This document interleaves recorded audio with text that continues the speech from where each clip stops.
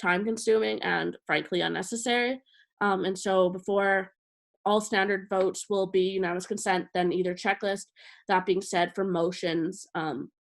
main motions, they'll be voted on through the voting forms, as indicated in the counselor voting directions. Just a side note for counselors, given that this was a mistake on the steering committee to include the HR terms of reference, um, as a main motion and not a notice. In the consent vote, it will still be included. That being said, you are free to just discard that. Any vote you have towards that will not be at all impacted, and it won't be at all regarded by me or anyone else. And lastly, there will be no confidential session this evening. So is there any questions on the report of the steering committee tonight?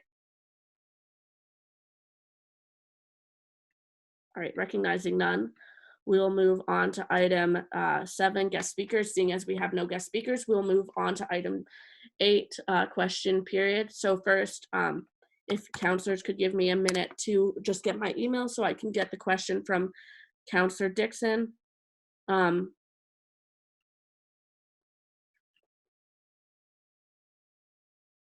Counselor Dixon, would you be, I can read it if you'd, actually, no, I'll just do it. I'm also happy to read it if you'd like. It's up to you. Yeah. Okay, I have it. Okay. So we have so this is directed towards the SMU executive, but specifically the VP internal. So the main question is, what communication strategy has SMU implemented during the COVID-19 crisis regarding first, A, collecting and organizing student concerns to help prioritize those that are brought to administration, and B, helping organize the amount of information coming from the university to increase accessibility of this information to our students?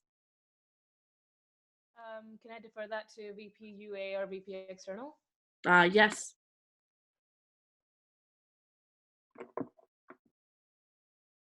Either, yeah, VP external, VP university affairs. Yeah, I can start, and then the VP University Affairs can, because we both have very, different parts of an answer to this question. So with regards to the cooperation with administration and prioritization of different tasks, there was a meeting held yesterday at 8 in the morning between the various unions and associations of McGill on a body on which I participate called the McGill Communities Council. We met with the Vice Principal Academic, Christopher Manfredi, as well as the Vice Principal Finance Administration, Yves Beauchamp, and various other members of senior administration. At this meeting, we prioritized not necessarily the content of the advocacy, but the form and the degree of consultation that's been had with the university community, which is low. So we asked for and were granted daily or at least multiple times a week check-ins with the P7, that's the 7 vice principals in charge of setting up the new structure of the university in the wake of COVID-19. We will also be having weekly meetings between all of the unions and associations and certain delegates from the P7 in order to discuss the general state of affairs, how our constituencies are taking this, are the responses going well? Are the communications clearer than they were before? So yeah, but the most substantive part of this answer is that on a day-by-day basis, we'll be able to bring up the priority grievances so that we can work on a couple of things at a time with directly the decision makers of the university. All right, thank you very much. VP University Affairs, would you like to add anything further? Yeah, sorry, having to run my microphone. Yeah, so that's all very accurate. I think to expand a bit, so multiple members of the executive team are part of a group of student organizers who are currently working on joint responses to the university's response to COVID-19. So we've come together and written an open letter that is being formally sent to the administration later today, that outlines a lot of student concerns in one collective place, providing the university's response to COVID-19 and some associated requests. There will also be a SMU statement coming out later this week, highlighting all of the advocacy initiatives that are currently ongoing and also referring students to a number of existing resources. So for example, the Group Montreal Students, Student Relief for COVID-19, that's the incorrect name, but it's along those lines, has organized a mutual aid program. So they'll pick up your prescription, they'll deliver your groceries, et cetera, et cetera. So I think our role here is a combination of advocacy and also information centralization. We've been told multiple times that we cannot have a seat on the university's Emergency Operations Center or the academic planning subgroup of that, which I think frankly is unacceptable, but that's the information they've given to us. Like Adam said, or like the Vice President of External Affairs said, we have set up regular check-in meetings as an interim. To me, that's the administration trying to placate us, but to each their own. And then on top of that, a member of this the organization subgroup. Can people hear me still? My internet connection is unstable. Yeah. Okay, cool. And then my last point is a member of the student organizer group is working on a Google Drive that will allow students to upload like screenshots of emails that their faculty, deans, departmental chairs, and individual instructors have sent them regarding things that the university is doing around COVID-19. So for example, there's been a lot of confusion regarding the implementation of the SU provision. Individual instructors, deans, and chairs have provided a lot of different information about that. So this drive will consolidate all that information into one place. There'll be an internal version of it for our purposes, and then a public version of it that any student can access that and see the information being provided. So that's quite loosely what SMU is doing right now. All right, thank you very much, VP University Affairs and VP External. We'll note for the purpose of the minutes that Councillor Dandamoody has arrived at 18:49. Seeing no further individuals, we'll recognize VP External for a question. Thank you, Madam Speaker. This question is directed to the Inter-Residence Council representative. Would the representative be able to update the Legislative Council on the status of students and residents in the wake of COVID-19? Councillor Freed? Hi. Yeah, hi. Can you hear me? Yep. Okay, phenomenal. I was having a lot of issues with my microphone. I can say that the Residence Life Administration has told all students and residents to go home if they can go home.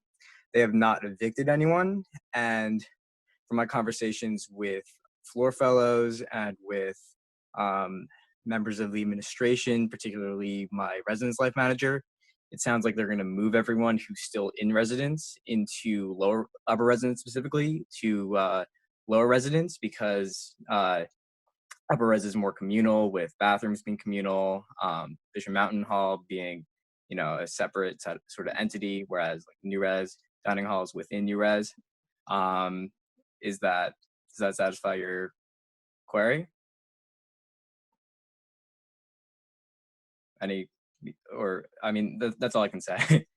I know that most people in residence have already gone home if they can, and that international students who are from places like Iran or China or Japan are likely staying at McGill. All right, thank you very much, Councillor Freed. Recognizing no further individuals with questions at this time, we will move on to item 9, recess and consent items. As for now, everyone should understand what consent items is. As such, we will grant 5 minutes of recess to be voted on for consent items. Just a reminder once again, if you vote for I think it should be, 12, I think it was 12G or 12H. If you vote for it, it doesn't matter. It won't be included. I won't even announce the results of that. But for all, with no further announcements at this time, we will now announce recess beginning for consent items at 18:52, and it will end at 18:57.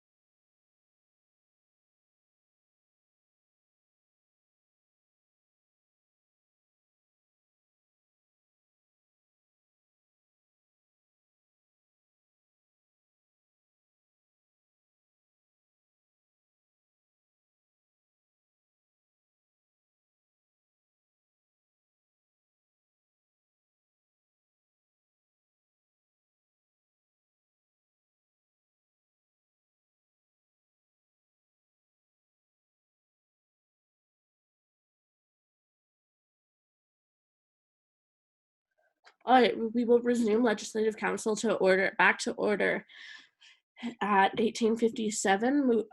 I will review the results of the consent vote in a minute.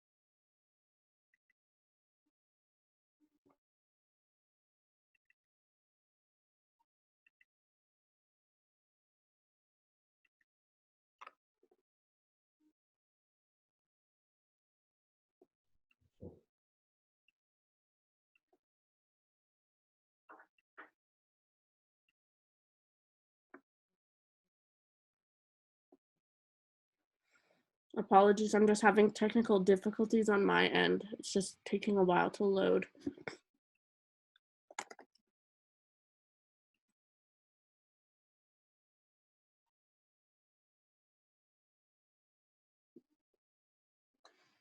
All right, so we'll note that both items received votes for debate. So as such, nothing. The two motions up for unanimous approval have not passed by unanimous approval.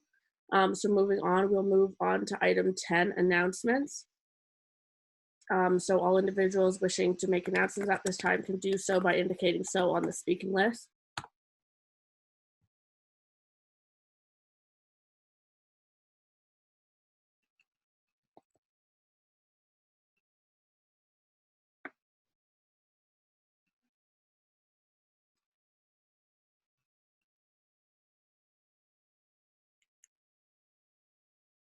All right, we'll first recognize VP External.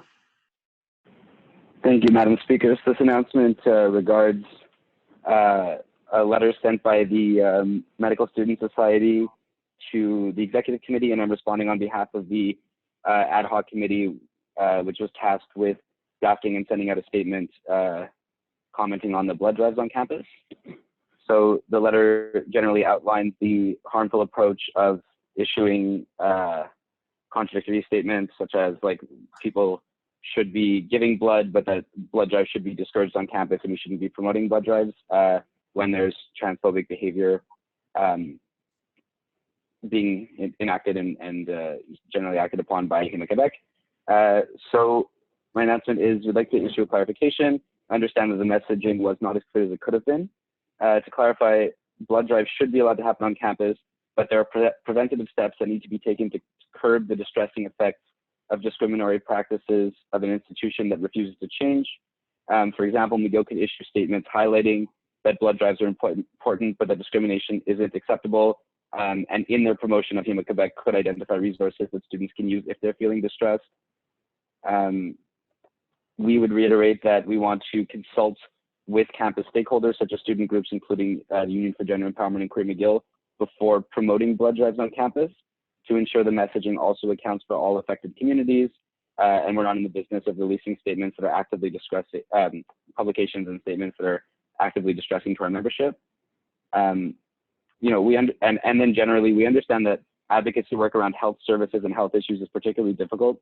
We're conscious that people should seek the care they need and be willing to support health infrastructures such as blood drives and the Wellness Hub, for example, but this does not give them carte blanche to be unwilling to receive feedback and to continue to engage in harmful behaviors.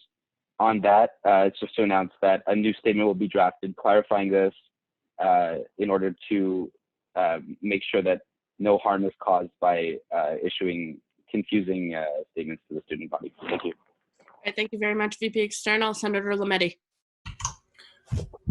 So just in relation to what happened earlier in this council, I would just like further to show that I don't think it's up to the days to apologize. The behavior that was displayed is the responsibility of the person who joined and it was unacceptable. I'd also like to say that I understand the decision not to allow members of the gallery to join in this meeting, but I think that it's quite unfortunate because I know some people who want to listen.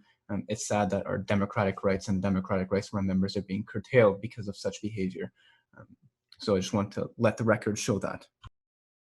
Thank you very much, Senator Lametti. That's very much appreciated.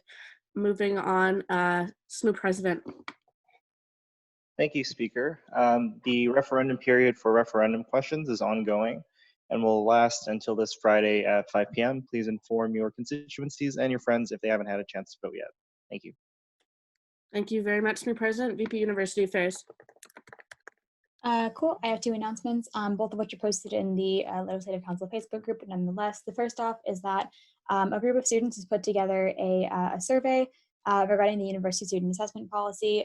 So mainly this was Law Senator Adrienne Tessier and Art Senator Enrique Macabo, with some help from myself and also our translation team, which is very much to thank the full French translation. So please do share the survey among your constituents. To clarify, it's being used to inform the university's current review of the University Student Assessment Policy. Their feedback form was simply a text box. So I think that ours is far better in comparison and will provide much more analyzable data. The second announcement, also posted in the Facebook group, is if you can and are able or interested, please do sign the open letter that was put together regarding the university's response to COVID-19. A lot of these requests are incredibly essential to student life, including partial tuition reimbursement, a statement clarifying no eviction residences, and a lot of clarifications regarding the accessibility of the delivery of online education. So link in the Facebook group, please do sign and share. Yeah, thanks. All right, thank you very much, VP University Affairs. Councillor Doss. Hi, so First Year Council is campaigning to keep our fee of 50 cents, and I'd really urge you all to vote for this and encourage all your McGill friends to vote for this, because voting for this fee to remain, by voting for it, you're facilitating the inclusion of first-year students at McGill. And yeah, thank you. All right, thank you very much, Councillor Doss. VP External. I have 2 further announcements. One, TC Energy is continuing to construct the Coastal GasLink pipeline in the midst of a national shutdown. To reiterate, McGill is invested in Coastal GasLink, so both on a national level and here within our own institution, we should be thinking of ways to stand in solidarity with the Wet'suwet'en, who have been actively opposing this pipeline and have received bad faith statements from the government that negotiations would explore a way forward. They have not done so. The second announcement is that the SSMU is beginning its general hiring spree. Some positions have already been released. So if you or somebody you know is looking to get involved with the SSMU in certain aspects of leadership roles other than elected office, for example, commissioner roles and other coordinator positions, I strongly encourage you or your friends to apply. All right, thank you very much, VP External. With no further announcements at this time, we'll move on to item 11, business arising. We'll first move on to item A, motion regarding the adoption of an events policy 2020-02-27. Given that this appeared as a notice of motion, I believe, at the last Legislative Council, this does not need to be motivated again, and as such, we'll now enter a question period on the motion at this time. So all individuals with questions, please indicate so on the speaking list. Senator Lametti.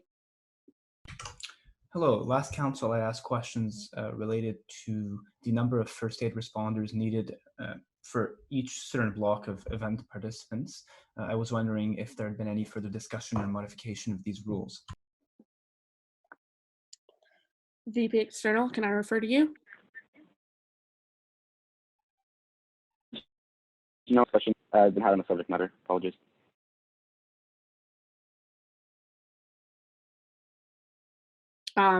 We'll refer back to that. So before, we'll refer back to VP External when it's better to communicate with him. But first, the Councillor Fucky. Thank you. Can everyone hear me well? Yes. Is it better than before? Yes. Okay, thanks. There's a document for the events policy in the drive, and I was wondering, one of the sections said that if any groups are having a guest speaker, the XCOM needs to be notified and approve that request within 15 days. Can you explain what's the current process for guest speakers and if that's being changed? Given that, okay, VP External will refer to you for both questions. If you need me to repeat what Senator Lametti had asked, I could do so, but Okay, can people hear me now? Yes. Excellent. With regards to the 15 days prior to events, when it comes to guest speakers or venues that are unusual, with unusual activities, etc., there is not really a standardized process. It's generally within a given department that an operation is carried out, often either the operations department or the Department of the Vice President of External Affairs, without a committee oversight. So that was the idea of institutionalizing the process. With regards to first aid responders, best practice that was found at McGill is to have 1 per 50. Other than that, no further conversations have been had on the matter. All right, thank you very much, VP External. VP, with no further individuals with questions at this time, we will now enter debate. So all individuals with desiring to intervene, please indicate so on the speaking list. VP External.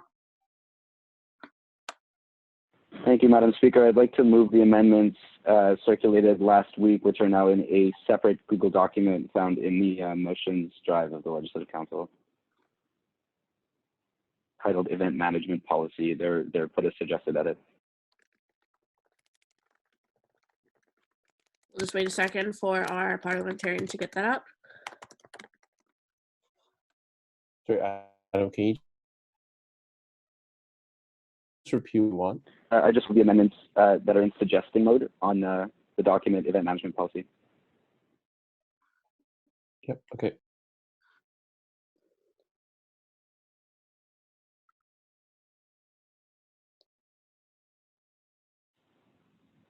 Should I motivate or should I wait till the parliamentarian has a chance to? We'll just wait for a second.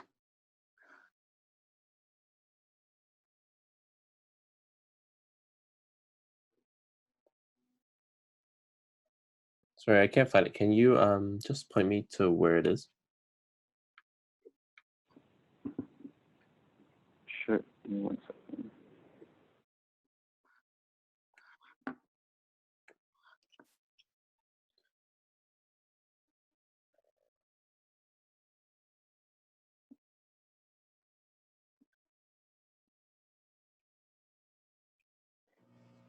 So it's everything that's in suggested mode on the document. So, oh, is there nothing in suggested mode on the document? Yeah. Okay. So I had circulated a version of this document. I believe that this document was copied from an earlier version. That version should have the suggestions on them, but I can lay this motion on the table and then just reformat those, and we can come back to them if that's what the speaker would recommend. That's ideally. Ideally, if you can email me the parts that you want changed. Okay, sure. Yeah, so it's the opinion of the dais that we look favorably on a motion to lay on the table. So VP External, if you'd like to motion that, we can recognize that. So moved.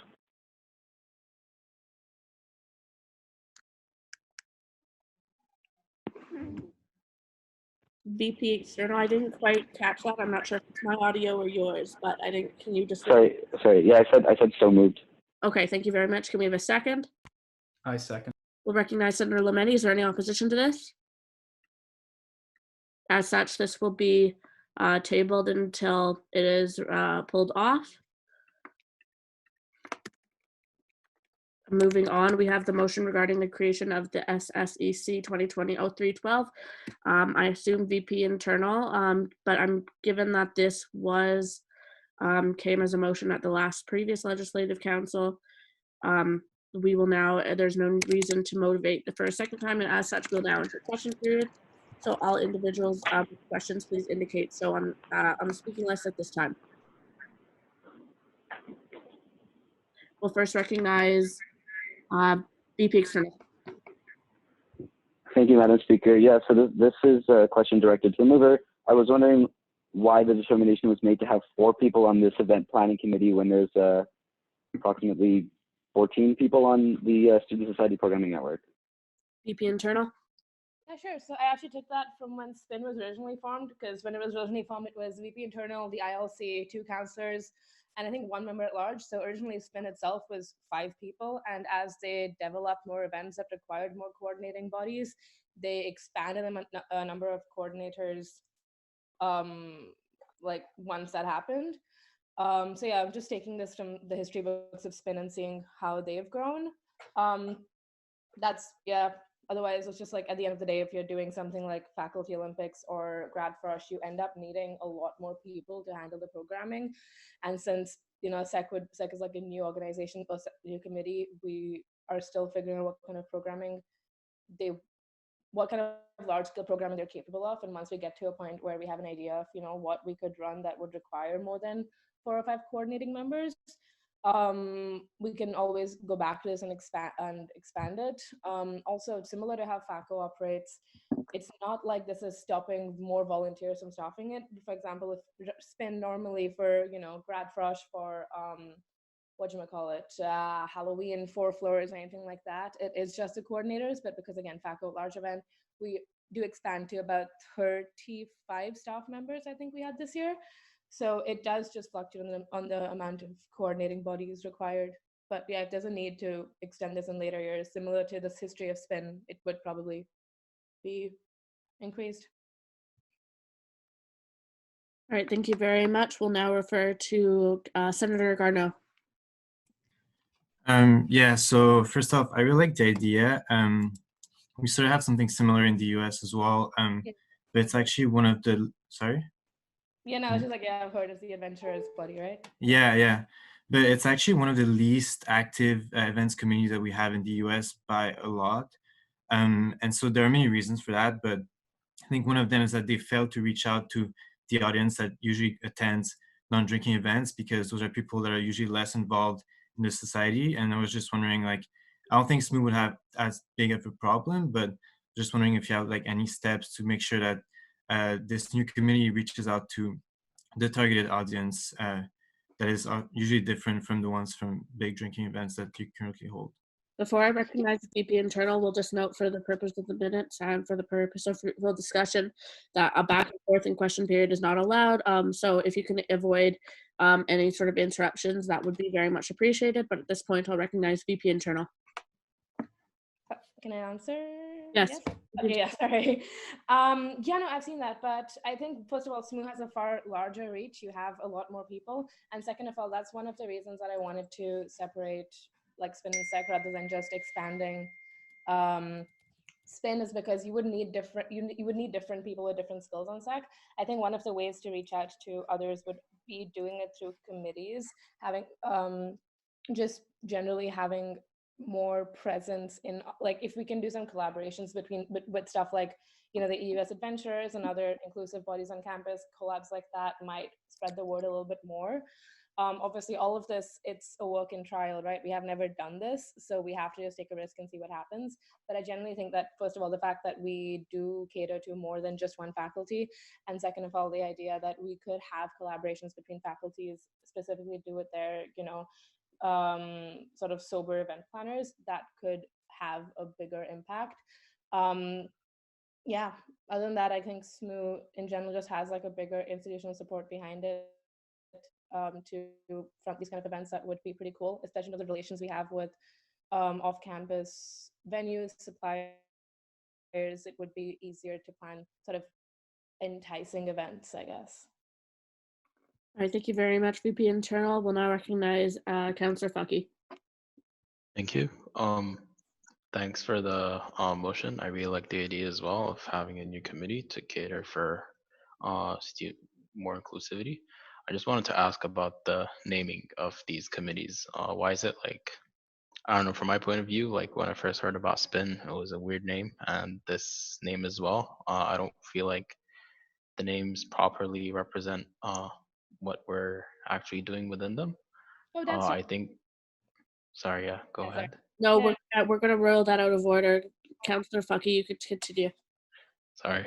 Yeah, to finish that up, I think like making it clear for people might help with SMU's image as well, that it'll increase interest in these committees and possibly this committee. Yeah, and increase involvement and like transparency.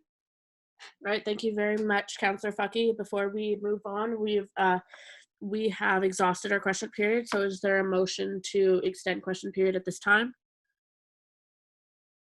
Yes. I'll recognize VP internal for how long? 7 minutes. We have a motion from the VP Internal to extend question period by 7 minutes. Do we have a second? Seconded. Okay. Recognize Councillor Fucky. Is there any opposition to this?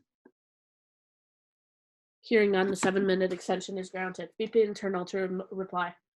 Yeah, sure. In terms of naming it, I can't obviously give you any insight on why SPIN is called the Student Study Programming Network. That was a decision made years ago. The reason this is the Student Society Events Committee was just because I was trying to come up with a name. And I mean, this is just silly, but like, you know me, I like puns, and sec is dry in French. That's about it. Like, I'm not, like, I don't have a particular affinity towards any name. If you want to suggest changes to names, you're more than welcome to do that. Yeah, it was more about like what the committees do rather than sort of the name behind it, if that makes sense. All right, thank you very much, VP Internal. Councillor Dixon. Thank you, Speaker. So I just wanted to ask a little bit about, and this could be my ignorance totally, but is there any involvement or had been the idea been investigated of making it a subcommittee of SPIN as opposed to making a whole new committee? For me, it seems like although the mission is important and should be a focus, I don't completely understand why it has to be a completely separate committee and why it can't work within an adjusted SPIN structure. VP Internal. Yeah. So SPIN right now is 14 people. You need all those 14 people to focus on, FACO, GradFresh, stuff like that. If we did end up expanding SPIN to 20 people, they would still functionally operate as separate. Like, I would still end up meeting with like the 6 members of the 6 people who are focused on like the dry inclusive events separately. Then I would meeting with like, the Halloween committee, the fact like they would still functionally operate as separate committees. So I guess I just didn't see the point of them running as the same committee. That's about it. Just like if they're going to functionally operate as separate committees, might as well have them as separate committees.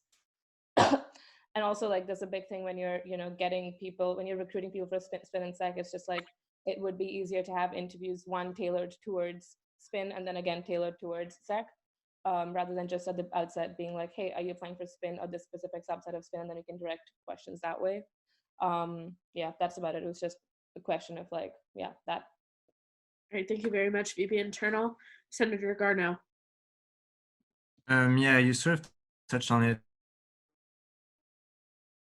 I not sort of the events, the non-drinking events that SPIN organizes, but I was wondering like if the goal of this committee more to organize their own drinking events or sort of to collaborate with clubs that's because I know many clubs and groups already organize a lot of non-drinking events.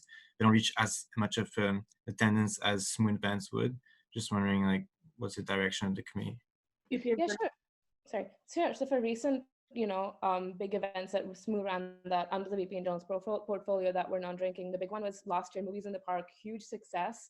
The only reason we couldn't replicate it this year was a financial reason. Last year, Virgin Radio decided to give us the movie rights plus the giant screen for free, and this year they were charging many thousands of dollars. And that one event that was a SMU run inclusive event ended up getting, like, we filled up Lower Field. I don't know how many people that is, but it is a lot. And in terms of collaborations, definitely, like, we even on a SPIN level, we always like, we have a very long-standing collaboration with Winter Carnival, where we auction off certain items for FACO at Carnival. We have collaborations with Science Games, with all of these different event planning committees on campus where we kind of feed into each other. And it would definitely be a similar sort of system with SEC, where we would reach out to smaller groups on campus that are doing their own events and seeing if they would want some, I guess, SMU-backed institutional support, or if they would want to collaborate in certain events, just like other committees in my portfolio do, whether that's SPIN, whether that's first year council. Like they just, before the COVID-19 pandemic, they were collaborating with FEARS and JC and I think it's called FUS. So yeah. Thank you very much, VP Internal. Councillor Fucky. Yeah, I don't know what's the proper term, but I don't have any question anymore. Oh, all right. Thank you very much, Councillor Fucky. With no further individuals at questions at this time, we'll now enter debate. So first we'll recognize VP University Affairs. Cool. Thank you. So I want to preface this by saying that I obviously fully support the expansion of non-drinking events at the SSMU. important and isn't going to do enough now. That being said, I will not be voting in favor of this motion. The reason is because if you look at the text of the motion itself, it literally removes the mandate for planning non-drinking events from the SSPN. I think this is incredibly dangerous. I think that what this motion effectively does is it removes SPIN's responsibility. It removes the responsibility from the VP internal to plan on drinking events and delegates it to a far smaller and far institutionally less supported body. And that to me that to me demonstrates I guess a pushing aside of its responsibility. To clarify, again, I fully respect and advocate for the expansion of non-drinking events, but I think that this is not the way to do it. What this does will further entrench the nature of SPIN as a drinking event planning committee, and that's not what it should be. It's a programming network, and programming is inclusive. So I think that what needs to be done instead of this is the creation of a far more extensive overhaul of the SSPN to incentivize people who want to plan non-drinking events to incentivize people who want to plan non-drinking events to apply to SPIN. And hopefully this body can become far more inclusive in and of itself. I think that delegating this to a separate institution is not the way to move forward. I think that will cultivate a very dangerous environment in the drinking events planned by SMU. So yeah. Thank you very much, VP University Affairs. VP External. Yeah, I'd like to build on and echo those sentiments. The motion that we just laid on the table is the result of months of work attempting to capture harm reduction principles because of the very serious problems that exist within the SSPN. A big part of that policy is making sure that it's the professional, paid, accountable operations department that's handling a lot of the logistics, insurance. Like, student oversight is incredibly important, but there are things that should be delegated on the basis of, professional experience. I'm firmly of the belief that if the SSPN spent a little bit less time trying to figure out like insurance stuff and just, planning events and doing the sort of the MC work and the things that volunteer organizers are meant to be doing, that there would be a bit more time for this event. I also would just point out some fairly troubling language in the background and rationale for this motion. It says that SPIN, unfortunately, the nature of SPIN's flagship events doesn't allow adequate time for planning and carrying out these events. I think that goes further to what the Vice Principal University Affairs is talking about, where there's a sort of shirking of responsibility, negotiation of drinking events, and perhaps even the furtherance of the VIP culture that we have recently become aware of and are trying to fight against because it has led to very harmful consequences. All right, thank you very much, VP External. Councillor Funky. Thank you. I would kind of like just jumping off the previous points. I think initially when I saw this motion, I didn't want a separate committee to be formed. I wanted it to be entrenched within the same only committee that holds events. But looking in the past and what the committee itself does, I don't think it would be as feasible as realistically speaking, because the people that do join the committee have historically wanted to hold the same events over and over again. And I say this as someone part of a US where inclusivity is of question, and we're working on that as well. I don't think mixing the two would do much benefit, and it's not as efficient as we would want it to be ideally. So that's why I personally believe giving as much interest to the non-drinking inclusive events to make it clear for people who want to participate in them. Because as someone who does not attend like drinking events, I don't like, it's not that I don't trust like SPIN events.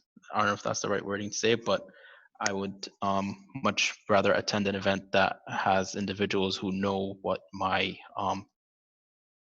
want within a non-drinking event, rather than individuals who usually join the committee for specific reasons, I guess. Thank you very much, Councillor Funky. Councillor Chase. I guess I'm also similar to Councillor Fetty in that I don't really attend drinking events because I don't drink. And for me, at least, when I try to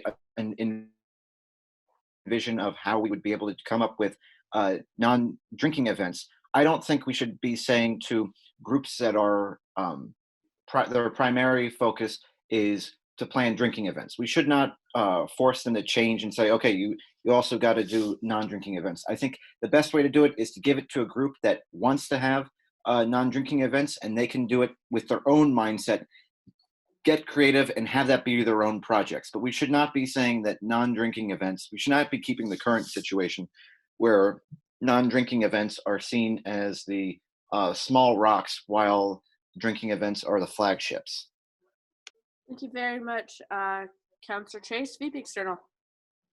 Yeah, I mean, I guess just to touch a little bit more, like, and in sort of the germane conversation that's happening, like when we're talking about people hosting the same kind of events over and over, that's a choice of selection. It's a furtherance of a certain culture of the kinds of people who get onto these planning groups, you know, like during orientation events and whatever, people are told like, oh, you know, you should do challenge X, Y, and Z because it'll affect our ability to consider you for spin or whatever. Like, this is a sort of culture which is perpetuated, and there are other ways to change that rather than leaving them to their devices and having a separate group. I would also just point to the composition of this new committee in like response to people talking about, oh, you want like a different group of people. There's a huge amount of double dipping there, like half the people on the committee and potentially the same counselor who's on spin being on sec. Like, it's a 4-person committee, 2 of those people, and notably the 2 people who would be giving the most man hours to this committee are the same people that plan the drinking event. So I think there's something much more fundamental which we need to be asking ourselves, which is like the party planning portfolio of the SSMU and the inclusivity of those 2 things. Also, just again, on the idea of a 4-person committee, like the amount of effort that would go into planning these drinking events versus other ones, like you could do super cool non-drinking events. Non-drinking events at the moment are considered like, oh, well, I can't do a drinking event, so I guess I'll do this alternative. But like, it'd be really neat if we had non-drinking events which were as appealing as drinking events to go to. So that's my intervention.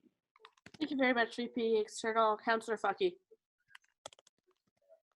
Thank you. I'd like to move the amendment that was sent. Advance.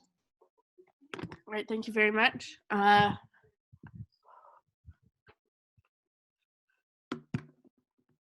So I will read it out. So the VP Parliamentarian Wong, can you pull up the amendment?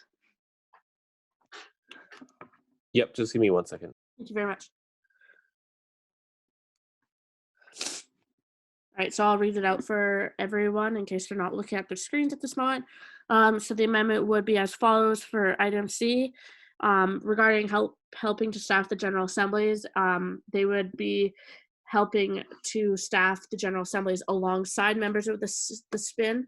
As well, they plan and hold the SMU awards and collaborations with the SPIN. There is amendment to change 1 counselor to 2 counselors, and then from 1 member at large to 9 to 11 members at large. As such, we will now enter. Before we enter a debate on the amendment, we'll first enter a moment opportunity to motivate. So, Councillor Fucky, at this time. Yeah, thank you. So this speaks to the changes that we spoke about. The concerns that were brought up, I still don't think this is the best case scenario, as mentioned by the VP UA and the VP External. The best case scenario is to have 1 committee that does consider all students, that does represent. But realistically speaking, seeing how that works within the engineering undergraduate society, I don't think that's a very feasible short-term solution. I think, yes, still in the long term, we still did need to consider the culture, I guess, of drinking events. But this is a small modification. The membership will change to equal the size of the SSPN, which other than equal importance. I don't want it to be smaller. It might be diminished or like put to the side by the VP internal from year to year. I'm not saying this is the case now, but in the future, seeing how size affects it. Yeah, and also within the responsibilities, I don't want, as mentioned before, to shift all the, I guess, logistical events that need to be carried out to this committee. If it's something that needs to happen, it would happen in collaboration between the 2 events. And the SMU Awards, I think this should be the most inclusive possible event to follow because it involves all SMU volunteers and staff, I guess. So it needs to be as inclusive as possible, but also not to overburden this committee. It would be held in collaboration with SSPN. Yeah, I'll finish this with saying this isn't the final solution, but it's a good step towards it. I think in the long term, we still need to consider the culture of drinking events within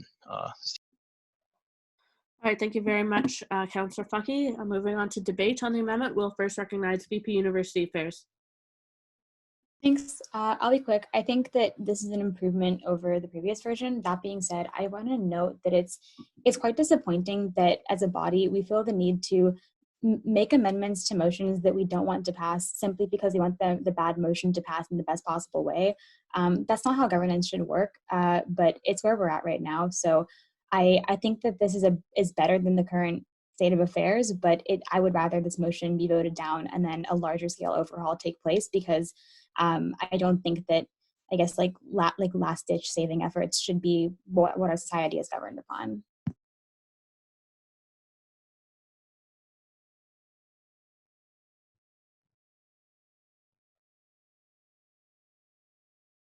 Sorry, thank you very much, VP University Affairs. VP Internal.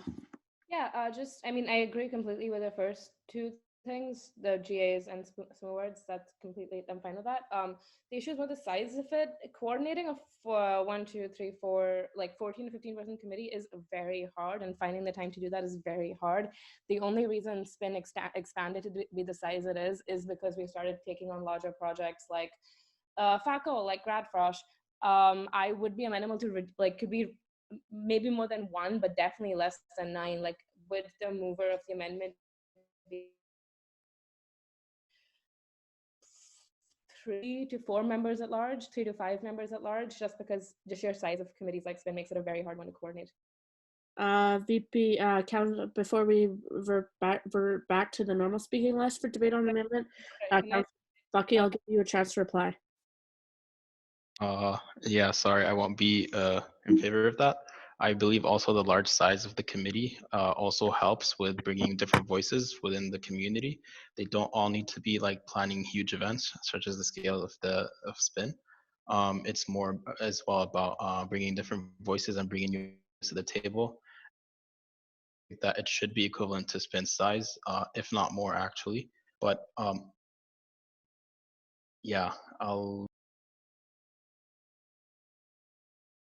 All right, thank you very much, Councillor Fucky. We'll now entertain Senator Garneau. Yeah, I'm going to echo what VP University first said.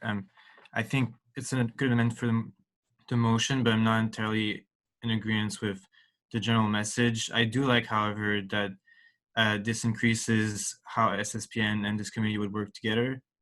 And I think the membership is really important for it to be taken seriously. So I'll be voting in favor of that. Thank you very much, Senator Garneau. Councillor Fucky. Yes, I forgot what I was gonna say. I yield my time. Thank you very much, Councillor Fucky. VP External.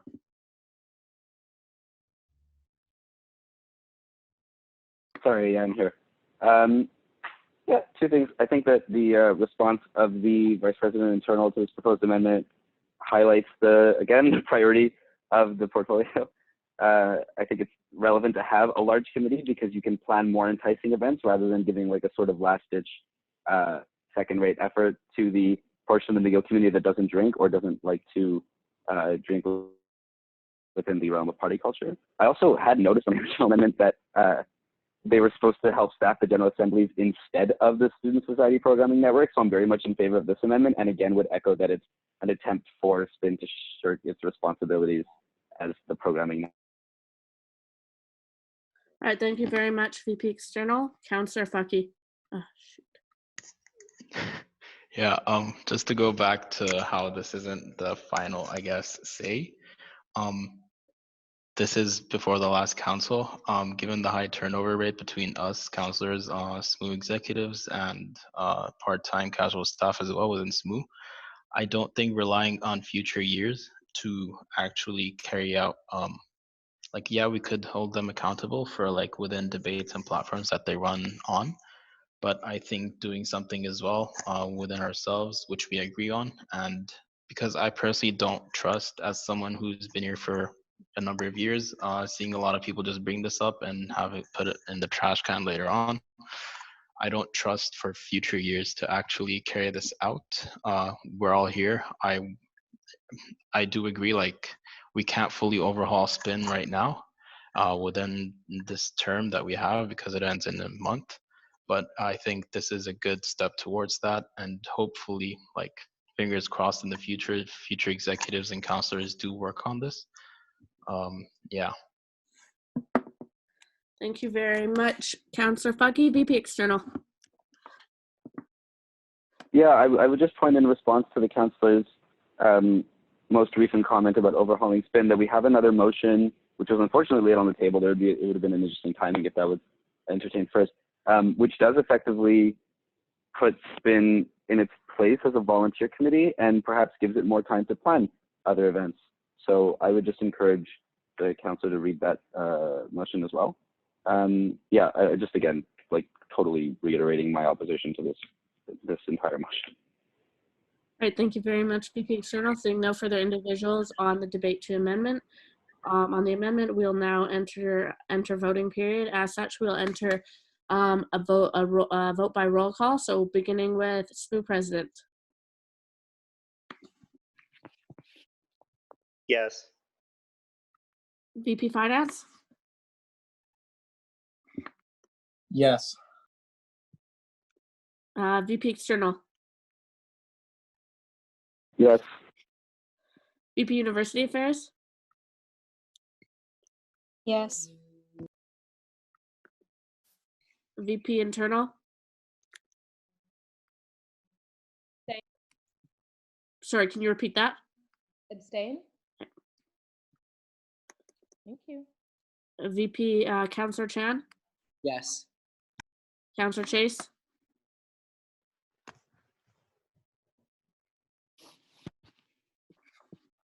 Councillor Chase. Oh, yes. Councillor Danamudi. Yes. Councillor Dariani. Yes. Councillor Francescini. Yes. Councillor Kirsch. Yes. Councillor Kay. Yes. Councillor Spady. Yes. Councillor Fucky. Yes. Councillor Marcoux. Yes. Councillor Ramey. Yes. Councillor Doss. No. Councillor Mackey. Yep. Councillor Dixon. En favor. Councillor Duckett. Don't believe is present, but Councillor Patzer. Yes. Councillor Freed. Yes. Councillor Wu. Yes. Councillor Butkar. Yes. Councillor Abu Youssef. Yes. Senator Lametti. En favor. Senator Garneau. In favor? Councillor Morali. Yes. With 25 in favor and 25 in favor, 1 opposition, and 1 abstaining, the amendment is the amendment passes. Moving on, we'll now revert back to debate on the main motion. So we'll first entertain VP Internal. Yeah, sure. Talking on policies, I'm aware of the events policy. A lot of the original events policy committee back in like July was me and another board member. The reason we require so much work, yes, is student oversight, but also you have to consider that SPIN isn't just an experience for participants and staff. It's an experience for the committee. A lot of these coordinators, they get a lot of first-hand experience in news. At the end of the day, all of our contracts do go through operations, but even the initial sourcing and sort of figuring out what we need from a venue, it's very important that stays with students because this serves as some incredible experience from them. You have members of SPIN who have won as members of SPIN a couple of years ago who are now actually working with the venues that they worked with as people of this committee. I think that's an incredibly important student work opportunity we should take from them. We do hand off the contracts to paid staff. That's what they're there for. SPIN doesn't handle insurance. This year, all we did was sort of help out find a way that we could insure FACO because we would like to insure events like FACO. That's about it. Spin doesn't do insurance, but even the logistics itself, planning an event that takes place over 5 days and has like at the end of it, what, 900-ish participants, if you include staff, participants, committee, all of our artists, everything, that requires a lot of people and it requires a lot of their time. And and you know, like I know you said this, but FACO and Halloween have been called Spin's flagship events. That's not, I'm not just making that up. That's what they said. The reason they're called that is because they're our traditional events. They're what we've been doing for years and years. Stuff like Four Floors and Spin, like unlike a lot of other committees at SSMU, Spin doesn't have a fund. We run completely on ticket sales. It's easier to sell out, and it's faster to sell out like a 900-person Halloween party than it would be to sell something, you know, on a smaller scale. At the end of the day, in a normal operating year, Spin brings in about 100K in ticket revenue, and because that includes, you know, Grad Frosh, FACO, Halloween, stuff like that, and attempts to spend about 95, so we have some of a contingency, of course. And you need 14 people that are completely dedicated to that, because that's a huge sum of money. And while all of it does go through ops, it does go through finances, just the handling of that and the specific programming of it provides invaluable experience to anyone in Spin, whether they're a co-chair of FACO, whether they're head of logistics for Gertrude for Halloween, whether they're programming for Four Floors. That's just what they do. And yeah, if you look at the makeup of it, the VP internal and ILC both have to be on the committee. I mean, if you look at the committee terms of reference, you have to have the exec, that would be me, and the ILC, that is the casual staff in charge of sort of programming of these events. And like the point of having a new committee is to make these events more appealing and less kind of just like away events anyway. That's the entire point of creating a new committee, rather than just telling Spin, okay, hey, you're gonna plan these and still do after years, but you're also going to plan this event within, like, you know, the 2 hours a week you have. Like, consider this at the, I'm sure Max, who's also on Spin, can second this. At the end of the day, when you're coming to like January, February, every Spin member. VP internal, your time for speaking has been exhausted. Is there a motion to extend for speaking time at this time? Can I motion for that? No. Like 30 seconds, okay. I'll motion for it. Thank you very much, Councilor Chase. We have a motion for a 30-second extension. Can we have a second? I'll second it. We'll recognize Councilor Abu Youssef. Is there any opposition to this? Hearing on your 30-second extension has been granted. At the end of the day, when you're having, you know, such large events, if every member of Spin, apart from the ILC and internal who are involved in everything, end up being in like not only their actual Spin meetings, but also your committee meetings, your subcom meetings, your specific position meetings. There's a lot of work to be done beyond just, you know, calling up venues. And yeah, that's my point, is that the reason we want two committees is because we need more people to handle that much amount of work. And yeah. Right, thank you very much, VP Internal. Councilor Mackey. Okay, so I just want to say once again that I do agree that this is like a very important purpose, but I think something we have to keep in mind is the value statement that this like SSMU is making by creating this kind of committee. It's pretty inaccessible to me, and I just don't like I understand why we want to have like non-alcoholic events, but I think that especially the fact that the motion was originally with like a much smaller team, once again, a bad value statement. I think, in my opinion, it would be better to have a bigger Spin with a subcommittee, which was brought up earlier by Councillor Dixon. And I think that it would be better to just have like a general application for Spin, and then once you get on Spin, where you're allocated kind of is influenced by your interests. Because to me, I just feel like right now Spin is not that diverse in the types of people that it attracts, and that like having these two separate committees to me is just it's just not right. Anyways. Thank you very much, Councilor Mackey. Councilor Chase. For me, at least, I kind of look at AUS with our own VP social portfolio, and to me it seems like I don't think that unless we really try to cut down on the alcoholic events, I don't think we're going to get significant change from Spin. I think we're just going to see that in trying to make it a larger, that we'll still see that non-alcoholic events will take a backseat. I think the only way we can really make sure that we maintain the presence of alcohol events while also building up on non-alcoholic events is with another committee. Thank you very much, Councillor Chase. Senator Garneau. Yeah, so I really like that we're talking about increasing the amount of non-drinking events. I think it's great. But to echo what was said before, I think we somewhat have like a larger problem in terms of the place that drinking events have in the VP internal portfolio and SSPN. And I think before we take any actions on that, we probably, I suggest that we have like sort of like a generative discussion on what's the place of drinking events in the SSMU and the whole community. Yeah, before we move with anything forward.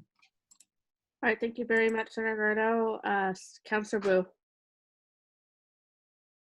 Thank you, Speaker. So as a counselor that sits on SPIN, I would firstly like to acknowledge that through my own experience sitting on the committee as a member, just to reiterate what the VP Internal said, that the logistics and the actual execution of these events takes a lot of planning and manwork to execute. So personally, we did have discussions within the committee for ideas for a Christmas market and other social non-drinking events for students that we wanted to run. But with the other events that we had already planned, we genuinely couldn't take on handling all of that. And just to add on, even with 14 people running just faculty Olympics alone was extremely time consuming itself. So with a separate committee to carry out these events that SPIN did want to do, we allow the creation of more inclusive events, more social events as well. And also under the SUS, the VP Internals portfolio has a similar type of committee, which is a science internal committee that runs inclusive and social events such as like a cafe crawl, like exam de-stressors that like SPIN could like, it's not SPIN, SEC could like base themselves off of, that students do attend and enjoy, and like it's worked for the science. So I don't see why it wouldn't work for SNO as well. All right, thank you very much, Councillor Wu. Councillor Chan. Yeah, thank you. I really want to build off what Councillor Chase was saying before about building up non-alcoholic events, because I really don't see it as a zero-sum or mutually exclusive situation. I think by nature of being university students, drinking events are popular, but they're also very labor intensive at the scale that they run right now, which means that, as was mentioned before, there's not enough labor to focus on non-alcoholic events. And I think that's a problem that we really should try to address. And I do believe that the best solution to that problem is having a dedicated committee for that. All right, thank you very much, Councillor Chan. Senator Lametti. I yield my time. Thank you very much, Senator Lametti. Sorry, yeah, VP External. Thank you. So to the conversation that is being iterated again and again about labor intensivity, I think that the comments of the VP Internal have perhaps highlighted the problem.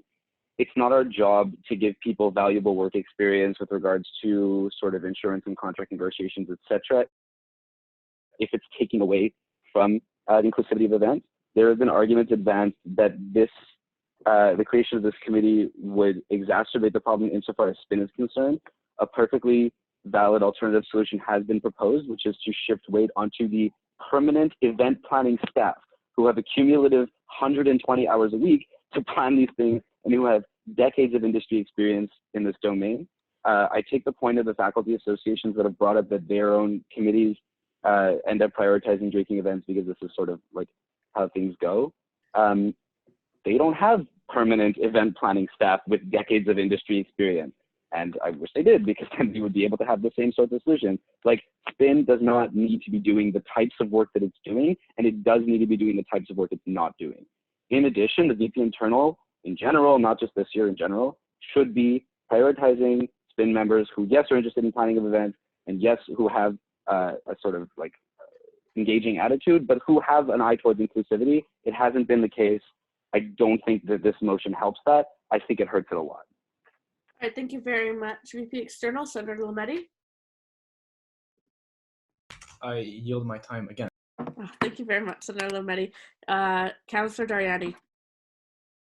Hi, so I just had a point about the exclusivity of having a committee that will plan non-drinking events, which what it sounds like is the purpose of this committee, or at least to one of the purposes.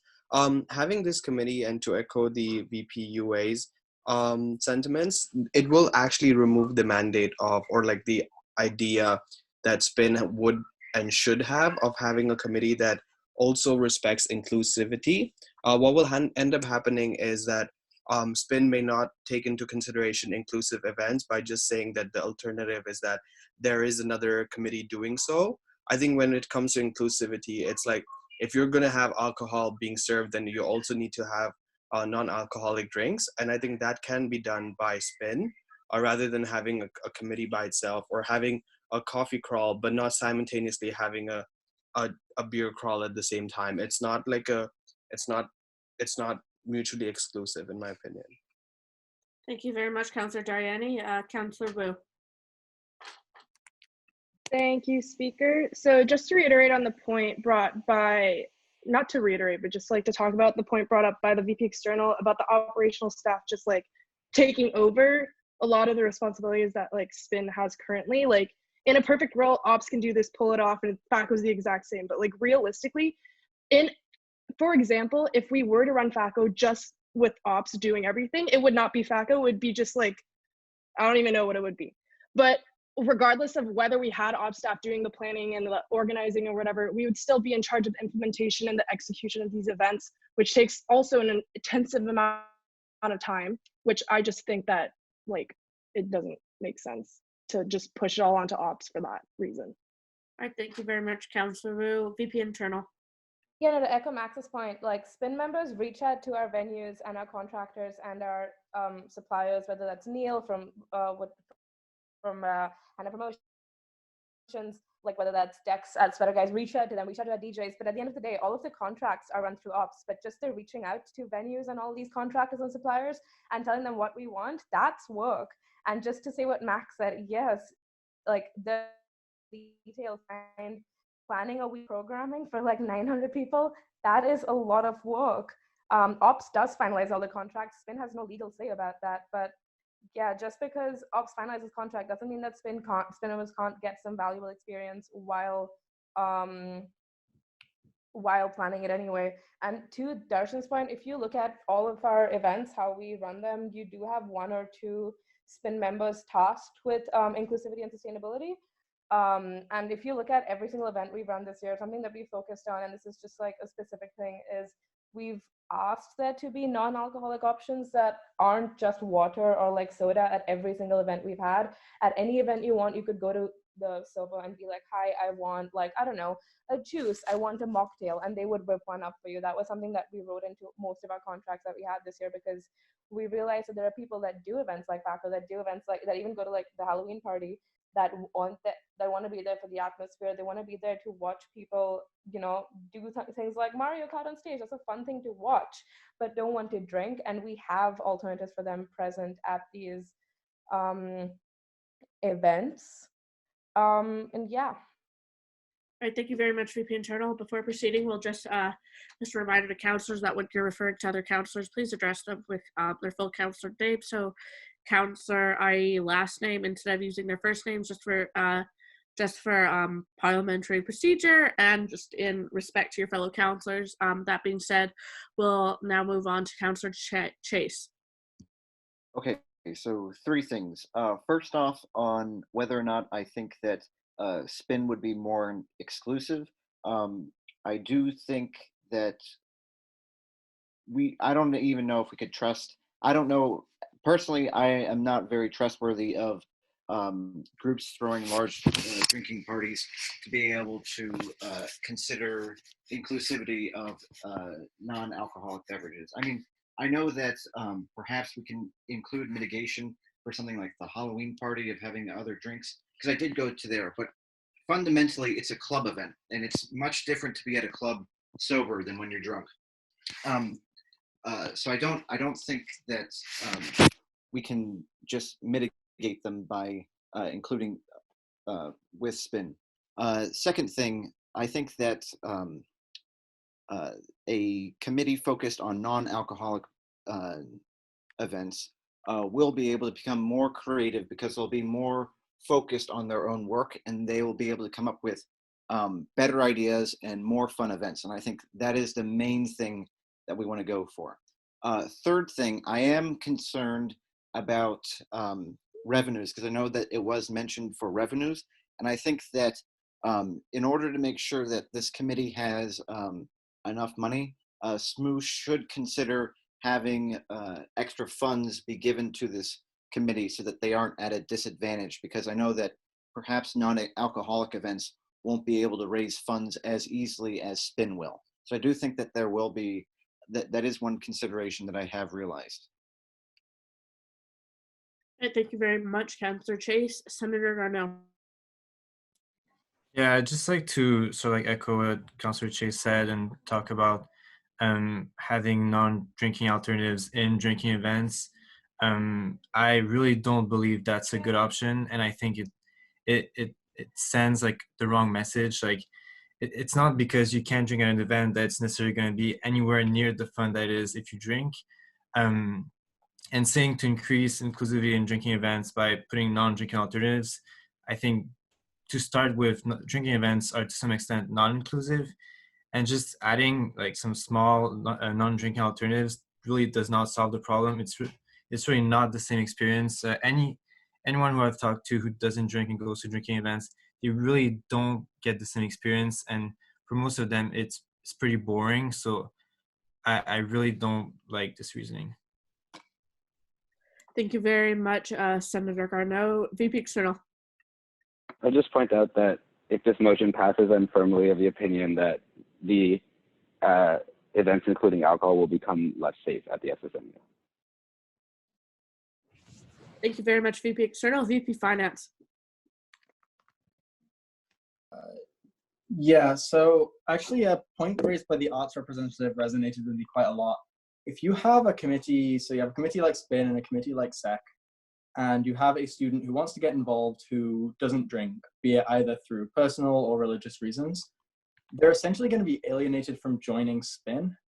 So for me, that's a really concrete argument for changing the mandate of SPIN, adding members to SPIN, creating a subcommittee of SPIN, whatever it may be, rather than creating a separate committee. Because the thing that creating a separate committee is going to signal is that if you don't drink, if you don't do this, if you're not this type of person, you cannot join this committee. That's my concern. I understand the intent. I understand why you need to formalize something to make sure that these that these inclusive events happen. But by creating a separate body, you alienate a large deal of people from SPIN itself. Thank you very much, VP Finance. Senator Lametti. I was going to move to postpone indefinitely because I think we should vote no on this motion, but since there's no one who signed up to speak after me, I will not do that. All right, thank you very much, Senator Lametti. As such, we will now enter into voting period on the motion as amended with the amendment submitted by Councillor Fucky. If you just take a minute for me to open up the responses, you can vote at this time. All right, voting is now open at this time, and all individuals will be able to vote.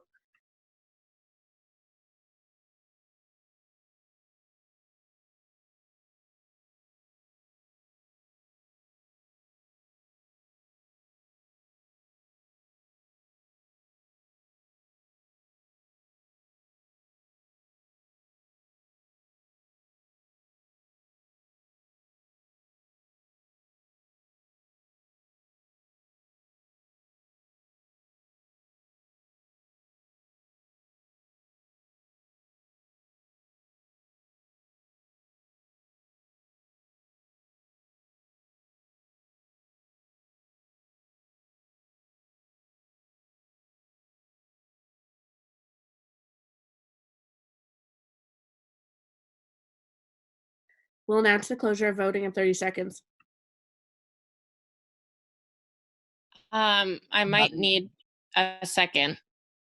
Okay, we'll announce the Likewise, I'm having technical difficulties.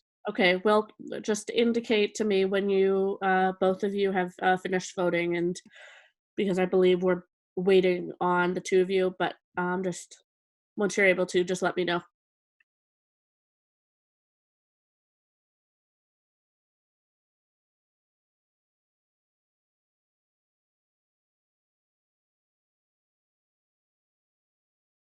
Question information.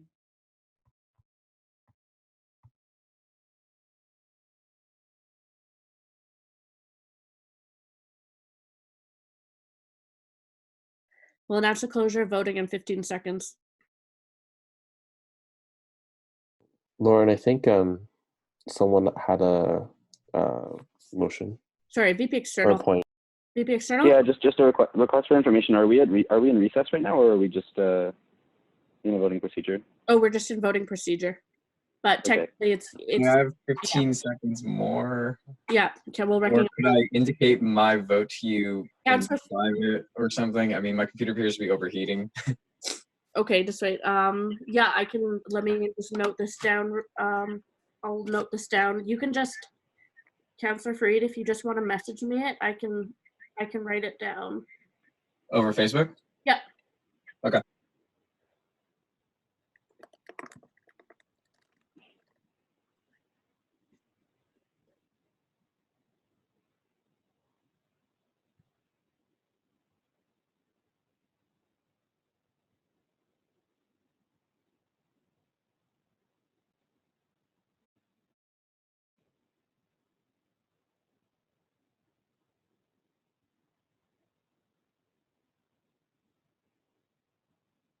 Okay, Lauren. I mean, Councilor Miss, Donahoe. sorry, Yeah, speaker. Councilor Donahoe. I'm voting right now, so I should be done in 30 seconds. All right, thank you very much, Councilor Donahoe.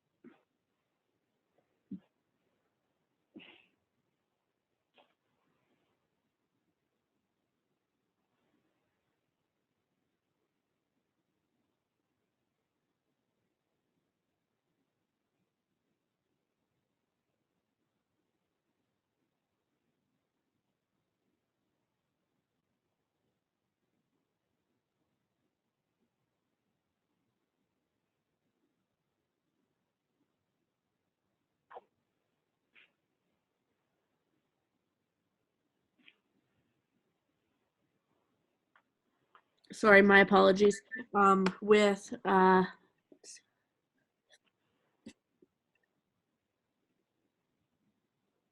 With 8 in favor, 17 opposed, and 2 abstaining, the motion fails. As such, we will now move on to item 12A, notice of motion regarding amendments to the internal regulations of committee terms of reference 2020-0402. Individual wishing, the mover wishing to motivate at this time. Sorry, Sorry, request for information. What's the? Sorry, who I couldn't tell because there's 2 individuals speaking at once. Who has a request for information? Guiaz Damsel. What was the notice of motion that we're entertaining at the moment? Oh, we've now moved on to item 12B, 12A, notice of motion regarding amendments to the internal regulations of committee terms of reference 2020-0402. Lametti with a motion. Senator Lametti. I move to take 11A from the table. That's very much very much in order. Can we have a second? Guiaz Damsel, the second. We'll recognize VP External. Is there any opposition to this? Hearing none, item 11A will be taken from the table. As such, we will resume debate on 11A. So all individuals wishing to intervene on item 11A can please so indicate so at this time. You got the question period now? No, we had entered debate at this point. Right. Yeah. Sorry, my bad. That's all right. Senator Lametti. Thank you. I'd like to move the amendment that is highlighted. All right, thank you very much. I'll read out the amendment. So for number 4, for events over 200 attendees, this requirement may be reduced to not less than 2 certified first aid responders, regardless of the number of participants, at the discretion of the building director and operations manager, if event-related risks to participants are deemed low. As such, we will now enter debate on the amendment. So all individuals wishing to speak on the amendment can please indicate so at this time. Sorry, my apologies. Senator Lametti to motivate. I don't think the motion's been seconded, but if it is, I hope it is. Sorry, my apologies. You're right. Thank you. Can we have a second before Senator? Second. I'll second it. Thank you, Councillor Chase. With the amendment moved and seconded, Senator Lametti, you may now motivate. Thank you. So the reasoning behind this is just for certain events, for example, a lecture in Leacock 132 with a guest speaker would technically have to be approved. And I feel that, having 6 first aid responders there would be maybe a bit excessive. So I feel that, at least for events that are clearly of low risk, with a lot of people, it should be permissible to just have 2 first aid responders. And of course, this would be evaluated on a case-by-case basis. And in other cases, the rules proposed here would apply. Thank you very much, Senator Lametti. All individuals wishing to speak on the amendment at this time can indicate so.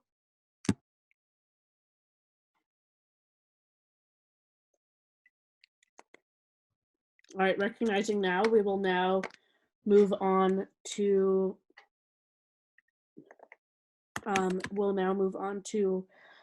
voting procedure.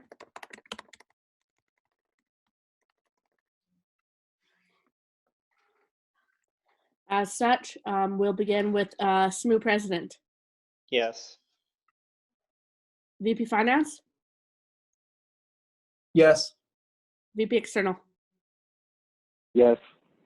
VP University Affairs, I had a point of order. Weren't we doing all things by unanimous consent?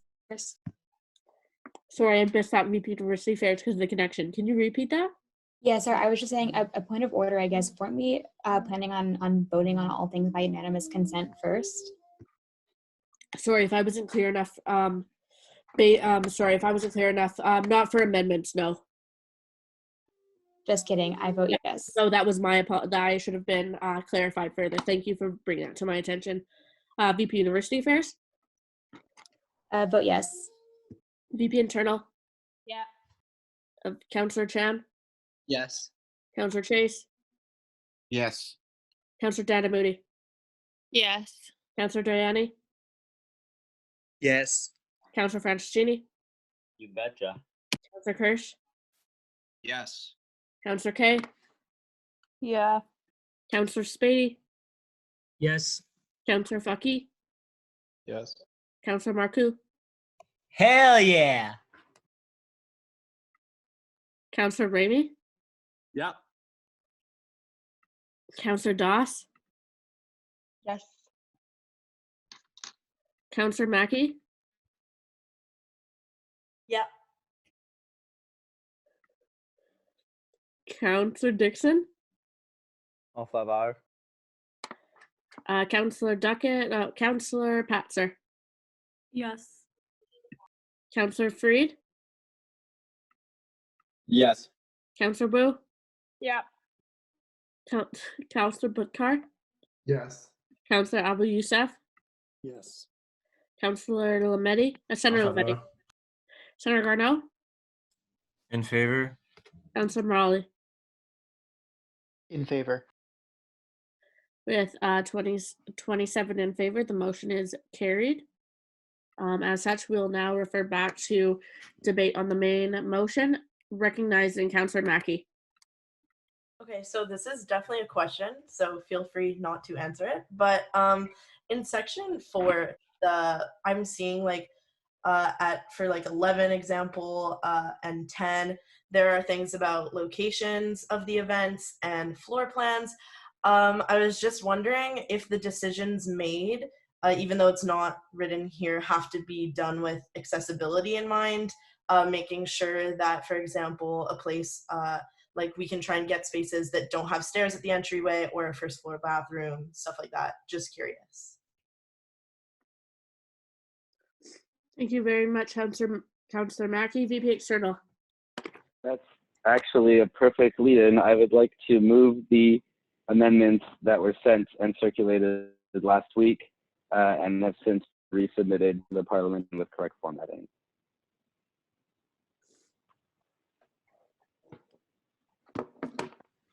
All right, thank you very much. We'll just wait a second just so I can read out the amendment at this time.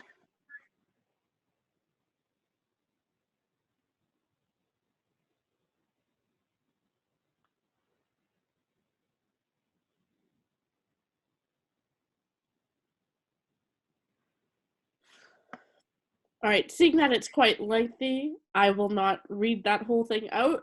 As such, I will give individuals a moment to read. So, I'll give individuals about like 2 minutes to read it before we can enter. Can we actually have a formal motion to enter a recess so individuals can read the formal amendment? Should I motivate or should people just restart? We can also enter our 10-minute recess right now. That's very true. That's very true. Thank you very much. VP External, would you like to motivate now or after? I guess it's probably helpful to motivate now just so that people, when reading it, can have the motivation. All right. Prior to that, can we have a second? For the recess, I'll second Guerrero No, Granville. we need a second in order to entertain such a motion. Sure, Ariana. I will recognize Councillor Kay. As such, is there any opposition? All right. VP External, you may now motivate. Sure. So a large portion of these amendments were brought after more thorough consultation. The events management policy as it was originally submitted to council didn't have a great number of harm reduction principles in mind. It was more just about controlling the operational contract between the operations department and the volunteer organizers of events. So some things have been added which restrict volunteer duties. In particular, volunteers aren't to be deemed officially in charge of events, partly because it's illegal, partly because it's bad practice. There are clauses which talk about strict sobriety, not recommended, requirements. So volunteer organizers are chosen by the executive in charge of the event to remain sober. They can alternate on shifts. So a lot of it is codifying standard practice.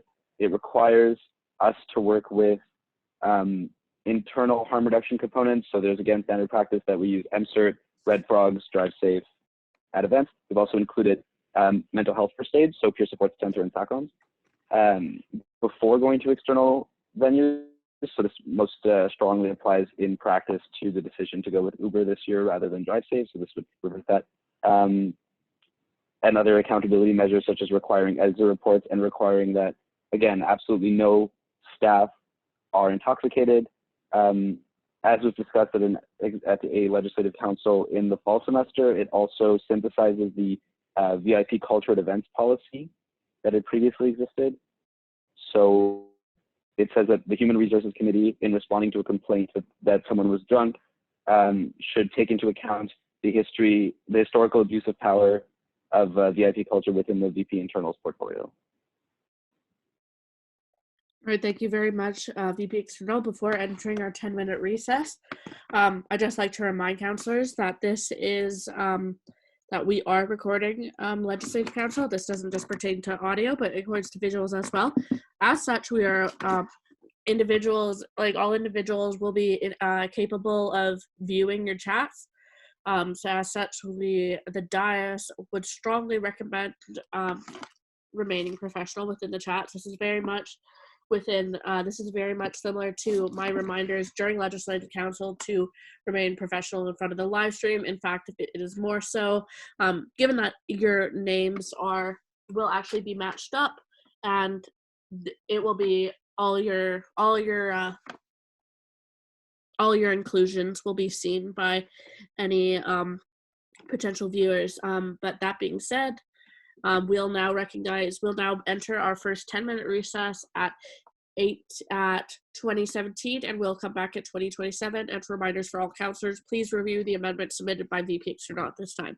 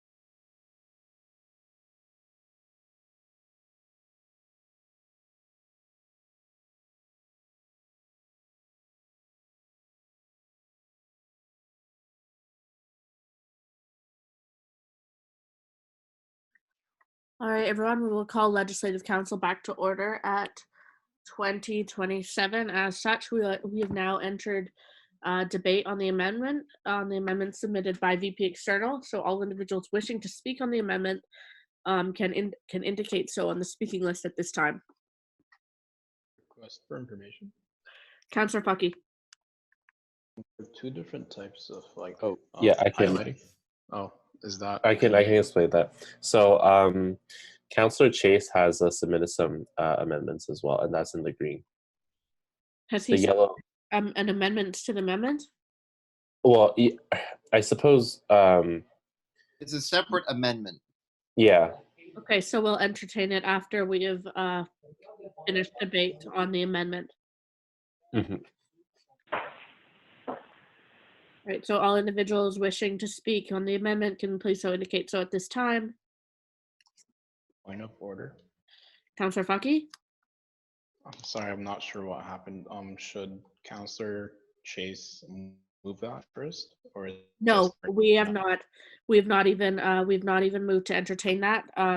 Given that we are currently on the amendment, and given that it's not going to be an amendment to the amendment, but rather an amendment to the main motion, if I'm not mistaken. As such, we will. Yes. This was submitted before the meeting, but I think this is just being added so that the parliamentarian already has it up. My presumption is. Yeah. I believe. Correct me if I'm wrong. VP External that like originally, like this is supposed to be the main document. Like all the things highlighted in yellow is supposed to be presented as if it wasn't in yellow. Oh, sorry, may I speak? Yeah. Yeah, VP External. So, I mean, if that's something that we can do, because I guess question period hadn't. No, because there was no like motion, I guess, to make those as a friendly amendment. So because what had been presented as the notice of motion was before this document, there's a sort of separate debate unless the speaker finds that we should just be entertaining this as the main motion. Because I can seek a friendly amendment from Jonah, from the inter-residence representative. VP External is correct. Given that this was not submitted, let's just say, just for my just for clarification, VP External, when was this submitted? When was the amendment submitted again? It was submitted after the notice of motion, but a week before the present council. No, so it's going to be entertained the way that it is, just given that though it was in line with the dates, just given that the notice of motion was noticing a motion that is slightly different as presented now, I will recognize the motion to amend as a formal amendment, and as such, it does require such a debate and such debate and such intervention in order to be included in the main motion. Thank you. Then I'd like to raise a point of order. Yes, VP External. The present amendment by Councillor Chase should be discussed separately and perhaps afterwards. Yeah, that's what the plan was. Thank you very much, VP External. Sorry. Yeah, that's okay. That's all right, VP External. But yeah, for clarification for councillors, the amendment motioned by VP External will be entertained first. It'll then be voted on. As such, we will then revert back to debate on the main motion, and then Councillor Chase can then move to amend his amendment, and then we'll re-enter debate on the amendment once we have reached that point. But for now, we're going to keep all conversation on the debate on the amendment. That being said, I don't see any individuals wishing to speak on the amendment, but I'll give individuals 15 more seconds, and then if there's none, we will then move forward with proper voting procedure.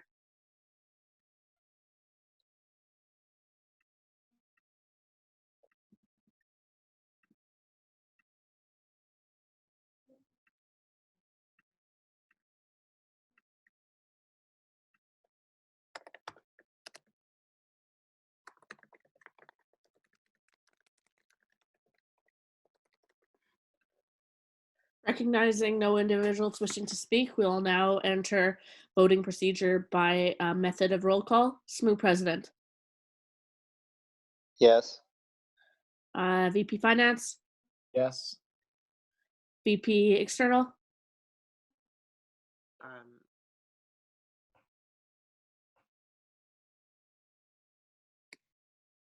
VP External. Yes. VP UA. Yes. VP Internal. Yeah. Counselor Chan. Yes. Counselor Chase. Yes. Counselor Danamoody. Yeah. Yes. Counselor Yanni. Yes. Counselor Francis Genie. Yeah. Counselor Kirsch. Yes. Counselor K. Yes. Counselor Flair. My apologies. Counselor Spady. Yes. Counselor Fucky. Yes. Counselor Marcoux. Yes. Counselor Ramey. Yes. Counselor Doss. Yep. Counselor Mackey. Yep. Counselor Dixon.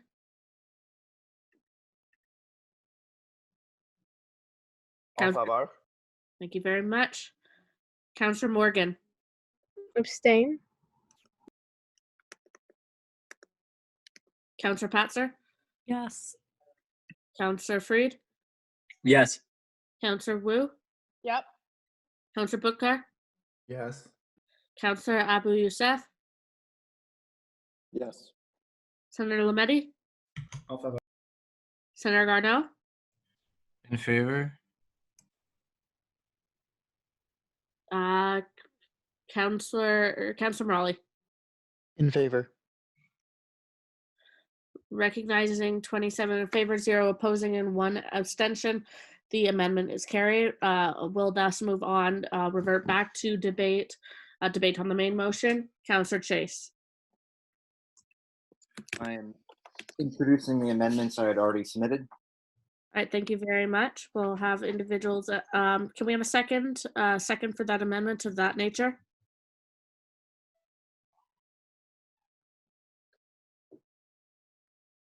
Second. We'll recognize Counselor Abu Youssef. As such, we'll now allow Counselor Chase to motivate. Counselor Chase. Sorry, can I intervene very quickly? Parliamentarian Wong. Councillor Chase, if I'm correct, you wanted the amendments to be voted on separately? Yes, that we do. We split the question essentially. Okay, in that case, would you like to motivate your first amendment and then vote and then yeah. Sure. Okay, so this first amendment is in section 4. It is just changing the words because I feel like the original wording I thought was inappropriate, and I believe that for section 4.1a that this new wording is able to convey the message while also maintaining a respectful tone, especially because this is going to be within the policies of our society. All right, thank you very much, Councillor Chase. We'll now entertain any interventions. We'll first recognize VP External. Okay, thank you. So first of all, I would just point out that the wording that's being objected to by nature of this amendment was not my own. It was in the VIP culture and events policy. This speaks to historical practices of the society. This wording was already voted into a policy. And changing it would be incredibly irresponsible for the simple reason that the current HR department of the SSMU was not at the SSMU during some of the most marked historical abuses of power by executives, including certain incidents which are referenced indirectly by way of this motion, as well as the very public influence of the VP External and President of the 2016-17 year. It's really important to have institutional memory within our documents because you can't just expect people to know what is being insinuated, especially when, people can't shift and sift through minutes of every single thing that's happened. I really don't think that this is a very responsible change. All right, thank you very much, VP External. We'll now recognize Councillor Chase. These policies are what we put on our public website. They're available for all to see. And while I agree that we should make sure that we have institutional memory, I think that perhaps this could be done better by making sure that there are proper exit reports or proper reports provided to all the staff to make sure that they know incidents in the past. Alternatively, this is a completely separate idea, but I do think that perhaps having a designated historian for SMU to be able to compile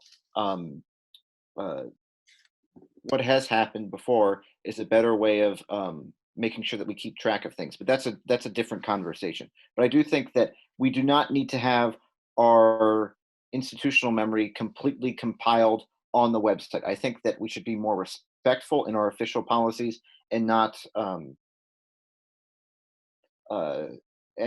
engage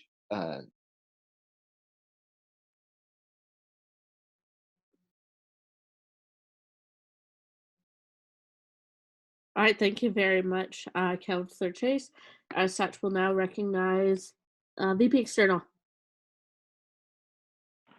Thank you. So again, this has been up on the SMU website for 2 years. At no point did the council make an intervention earlier in this year to change that.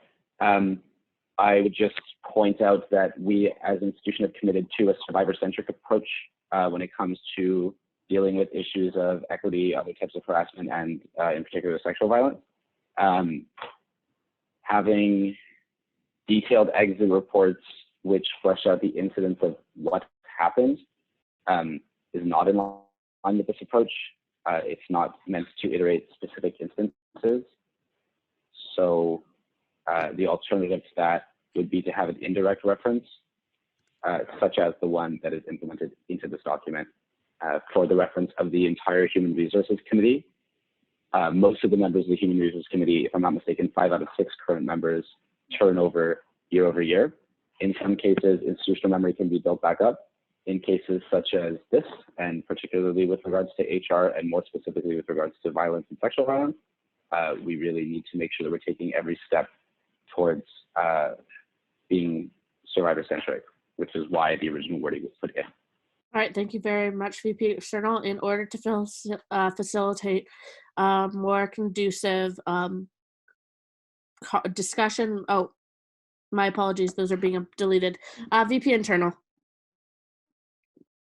Hi, yeah, no, speaking of fail for the amendment, I think to speak to the VP External's point earlier, yes, this is a carry forward from the other policy, but that's because the other policy was specifically targeting the VP Internal portfolio and specifically targeting SPIN.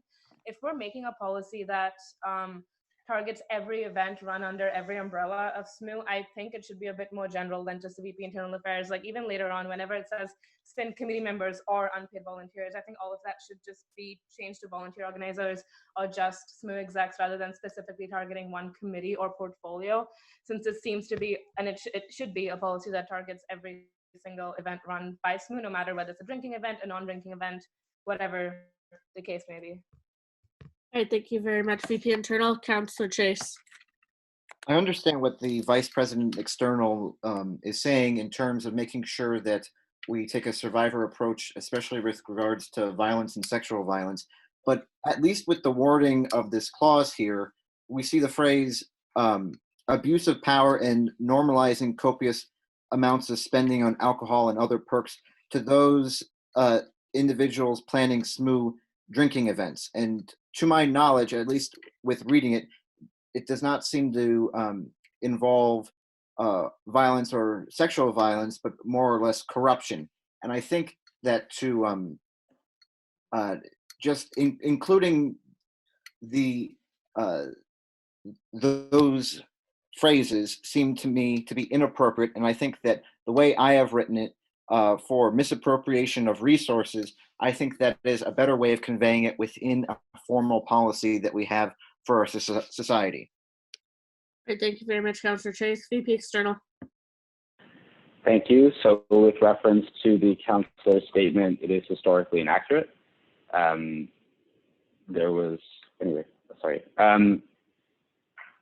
drinking culture and sexual violence are inextricably linked. VIP culture as a part of that and wanting to aim to please is something which has been prevalent in quite a few years of the Student Society Programming Network. I am amenable to the sorts of suggestions of the VP internal where you're talking about changing the wording of SPIN and other committees. I agree that that's singled in that way. When it comes to drinking events in the society, as we just had a very long conversation about with regards to another motion, this tends to fall under the VP internal's portfolio. They would interact with alcohol quite a bit more than others. And just with regards to the structure and the culture that's inherent to the VP internal's portfolio, there is a culture inherent to that portfolio which should be addressed, which was perhaps evidenced by the Senate caucus representative who suggested that we might go into a generative discussion on that thing as a whole. I think that erasing that again erases some of the nuance that's necessary in making human resources considerations, and tone policing the wording of the motion is not as important as making sure we get our human resources processes right, especially as regards violence and sexual violence. Thank you very much, VP External. We'll first recognize the return of VP Finance at 2043. Seeing no further desired amendments, desired interventions on the amendments, we'll now enter formal voting period. As such, we'll once again conduct this by roll call. SSMU President. No.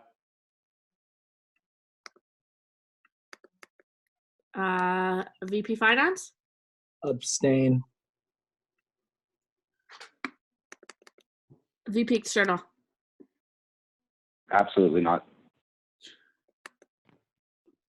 VP University Affairs.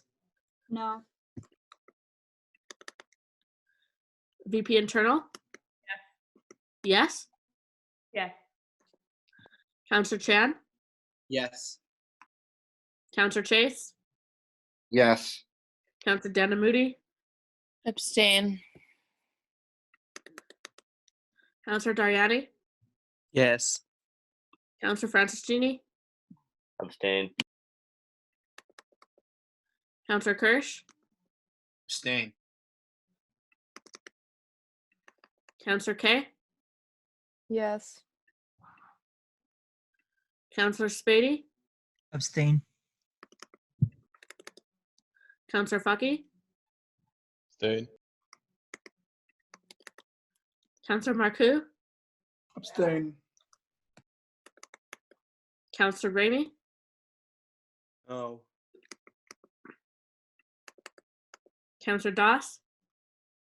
Abstain. Counselor Mackey. Abstain. Counselor Dixon. Abstain.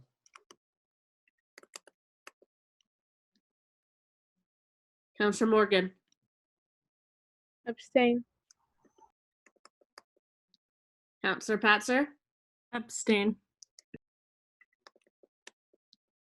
Counselor Freed. No.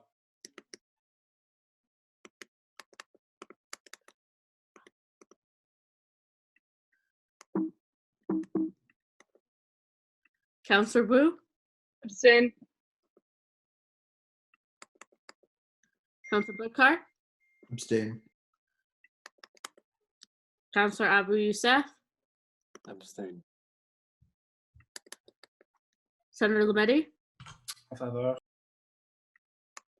Senator Garneau. Yes. Counselor Morali.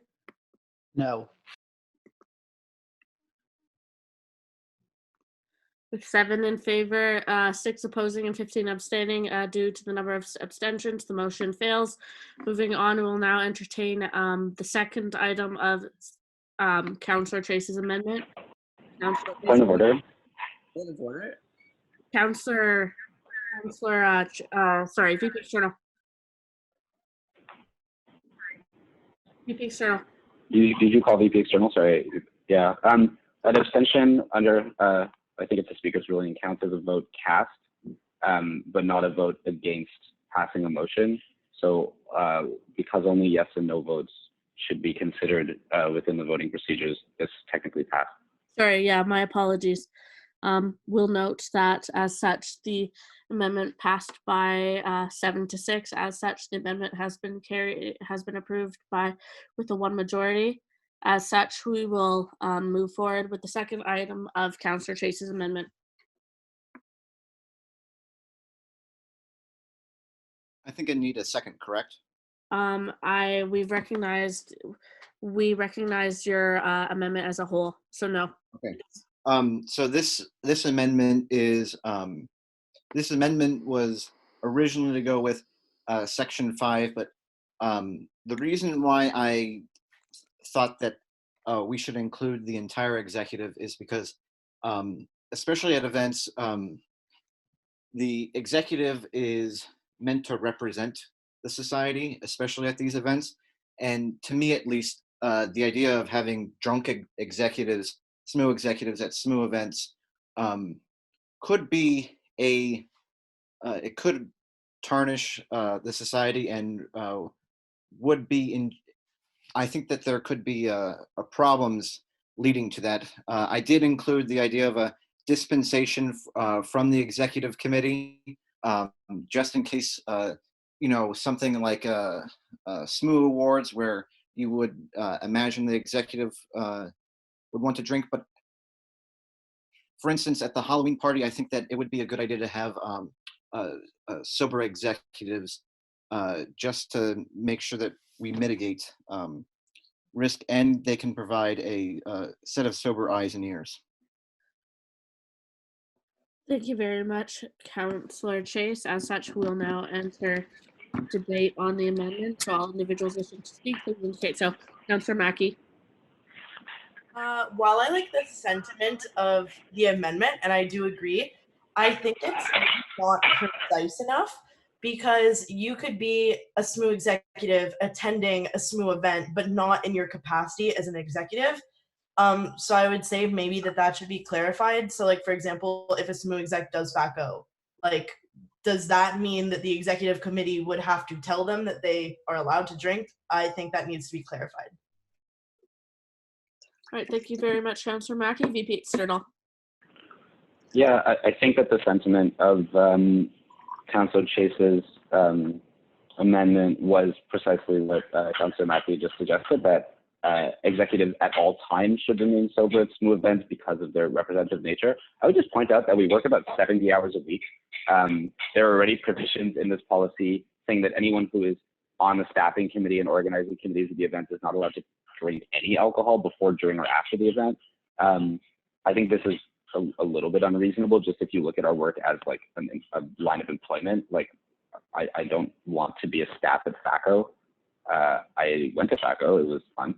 I don't want to be a staff at FACO, and that's not what I signed up for as an executive, frankly.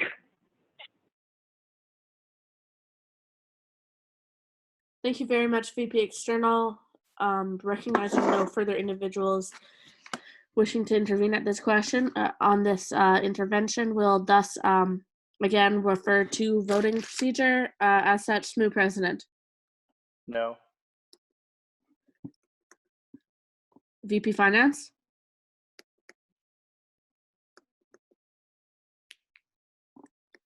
VP Finance.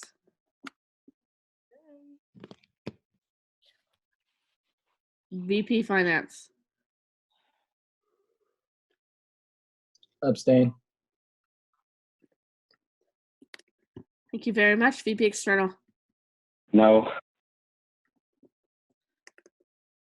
VP University Affairs. Abstain. VP Internal. No. Councillor Chan. No. Councillor Chase. Yes. Councillor Dandamoody. No. Councillor Dariani. No. Councillor Franciscini. Abstain. Councillor Kirsch. Abstain. Councillor Kay. Abstain. Counselor Spady, No. Counselor Fucky, No. Counselor Marcoux, No. Counselor Ramey, No. Counselor Doss, No.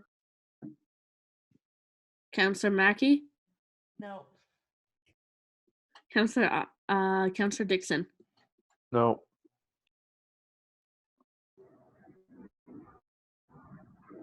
Counselor Morgan, No. Counselor Patzer, No. Counselor Freed, No.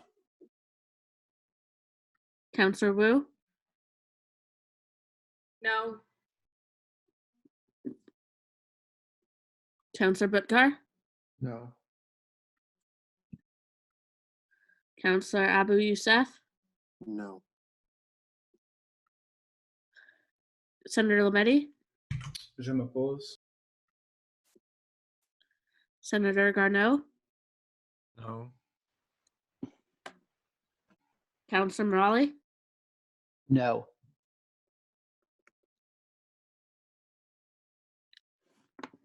with 1 in favor, 22 opposing, and 5 abstaining, the amendment fails. Counselor Chase, are there any further amendments you've submitted at this time? Nope, that was it. All right, as such, we'll now refer back to debate on the main motion. All individuals wishing to speak, can please indicate so at this time.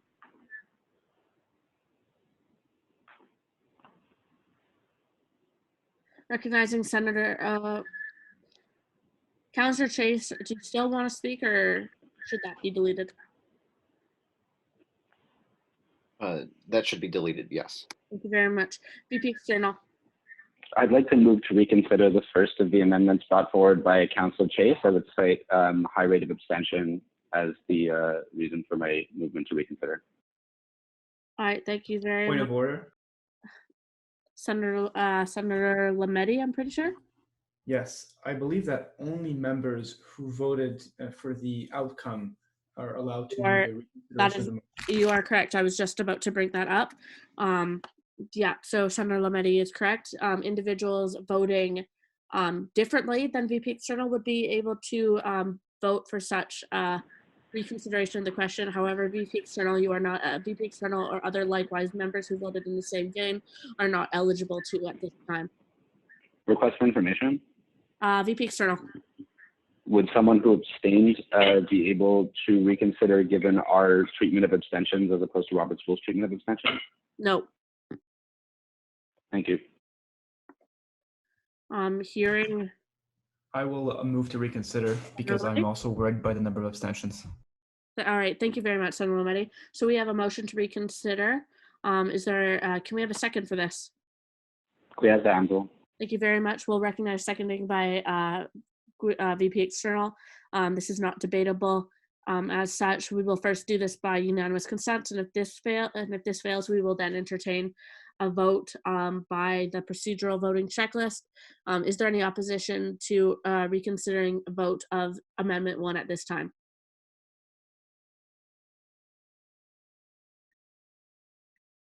Hearing none, the question will thus be reconsidered. Senator Lametti, would you like to motion to re-enter debate, or would you like to instead move straight to a simple revote? No, I'd like to go to debate because if there were that many abstentions, then clearly people did not hear enough context to make a decision. All right, thank you very much, Senator Lametti. As such, we have re-entered debate. All individuals wishing to speak on the debate for Councillor Chase's First Amendment can indicate so at this time. VP External. Yeah, I mean, this in light of the outcome of the vote, I would just say, you know, please don't abstain on a matter that's as important as this. You heard the relevant context. A lot of it doesn't really what the historical events themselves, what they're a matter of confidential treatment at the board of directors level. But it's really important to get this right. If it is the will of council to change the wording, that's fine. It would just be really good if people didn't abstain as much as is possible. right, thank you very much, VP External. Are there any further individuals wishing to speak at this time? Seeing none, we will thus re-enter voting period. We'll yet again do this by roll call. So SSMU President. No.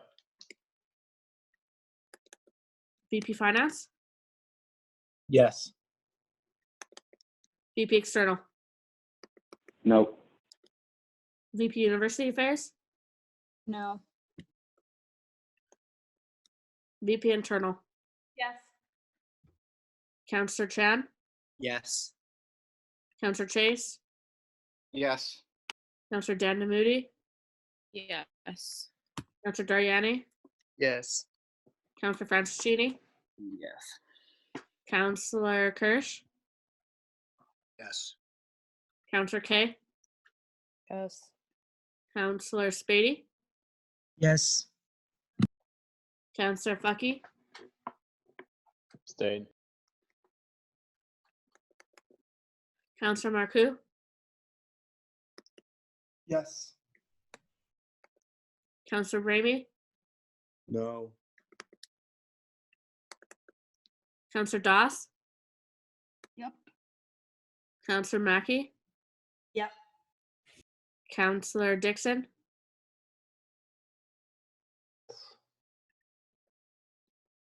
Counselor Morgan. Abstain. Counselor Patzer. Abstain. Counselor Freed. No. Counselor Wu. Yes. Counselor Putkar. Yes. Counselor Abu Youssef. Yes. Senator Lametti. All favor. Senator Garneau. Yes. Counselor Morali. No.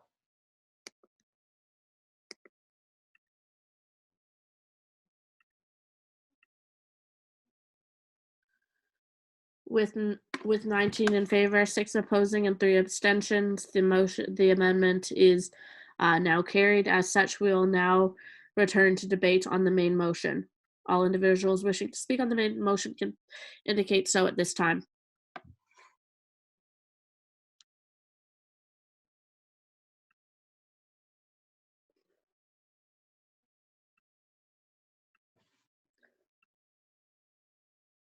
Seeing none, we will now move to formal voting period.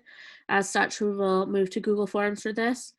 Counselors, the voting form should now be open at this time, and we will enter temporary recess until voting has been completed. Sorry, point of order. VP Internal. The thing projecting on screen right now, does it have all of the amendments we're voting on? Because as far as I remember, the amended event management policy, for example, at least the motion that's on screen, instead of VIP culture, it should be creating a culture of inclusivity. Parliamentarian Wong. I'll yield my time to the VP External. VP External. Yeah, so I don't have ownership of this document, but in the document that I do have ownership of that was forwarded to the parliamentarian, the Vice President General is correct. I'd like to move for a 4-minute recess for the parliamentarian to be able to scrub the two documents against each other. All right, thank you very much. We have a motion by VP External for a 4-minute recess. Can we have a second? I'll second it.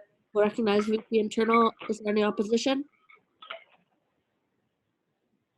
As such, we will first have a 4-minute recess for the motion to be, for the documents to be combined. Following this, we will then return to enter voting period. So for the 4-minute recess will begin at 21:01.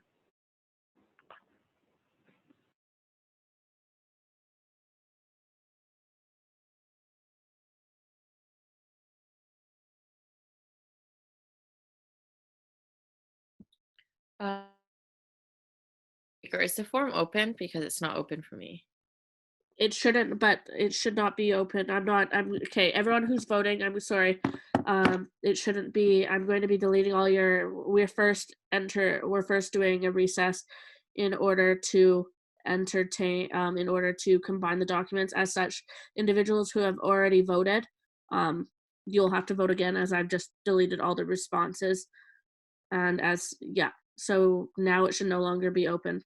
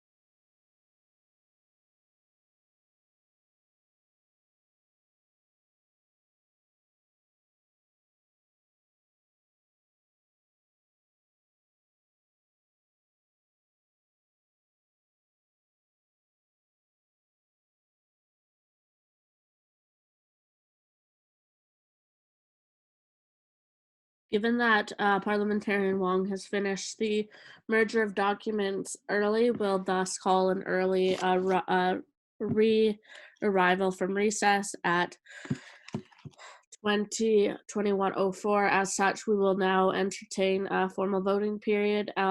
Just a reminder for individuals who had voted in the last period, your responses have been deleted and you should be able to re-vote at this time, and furthermore, you should be re-voting at this time. As such, the voting forum has now opened. Request for information. VP External. Is there a substantive difference between the form before and after the edits? Because if there's something that changed, which changes the mandates issued by the policy, that should be debated. Sorry. Unless it was just the title. I can answer that. Parliamentarian. Yep. So the only changes that were made was to merge the amendments that were made by yourself and by Councillor Chase into the motion itself at the appendix.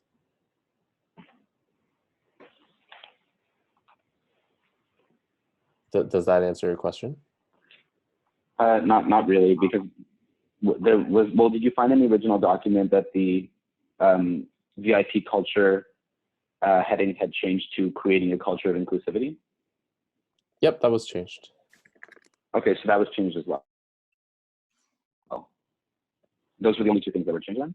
Yep, nothing within the motion itself, like outside the appendix, was changed. Okay, awesome. Thank you.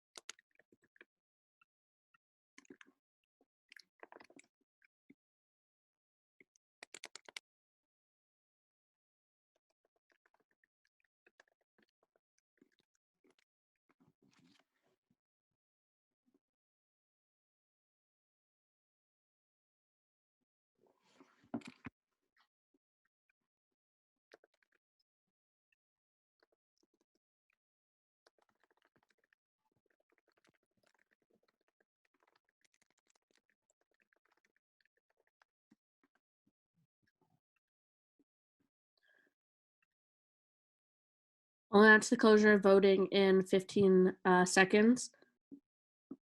Counselor Patzer, you can message me if it's not working for you. You can message me through Facebook, and I'll record your vote.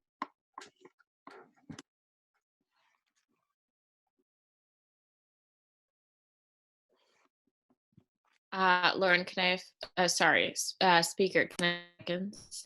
Counselor Danamudi, sorry, can you repeat your request? Can I just have 30 seconds? No.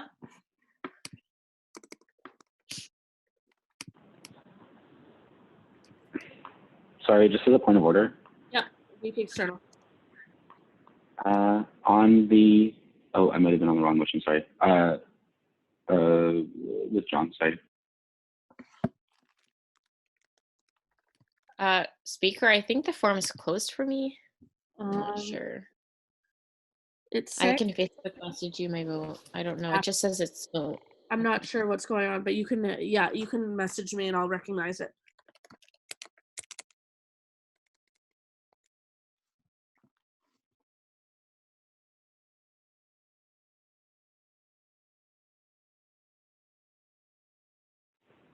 Sorry, point of order. VP External. Yeah, I accidentally, well, I mistakenly withdrew it, but for number 3 on motion 11A, the motion that is in the council drive, the Senator Lemetti's amendment was not incorporated into the final motion. Okay, we'll note for Parliamentarian Wong will fix that, but we'll note for the record of the minutes that Senator Lemetti's motion should be and will be included.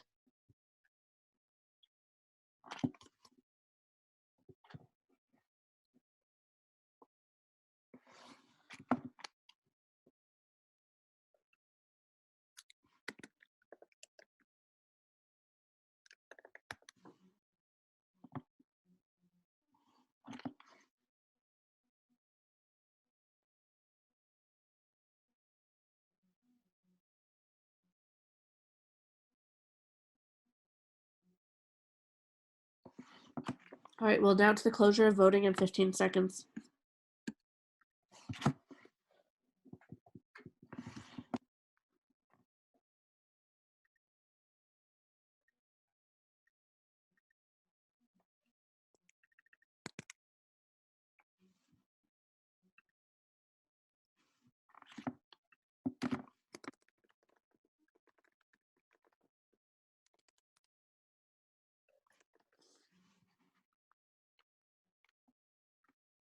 All right, as such, we'll announce the closure of voting.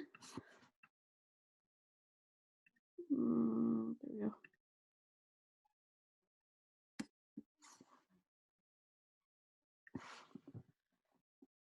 With 21 in favor, 5 opposed, and 3 abstentions, the motion is approved. Moving on, we have item. I have a motion.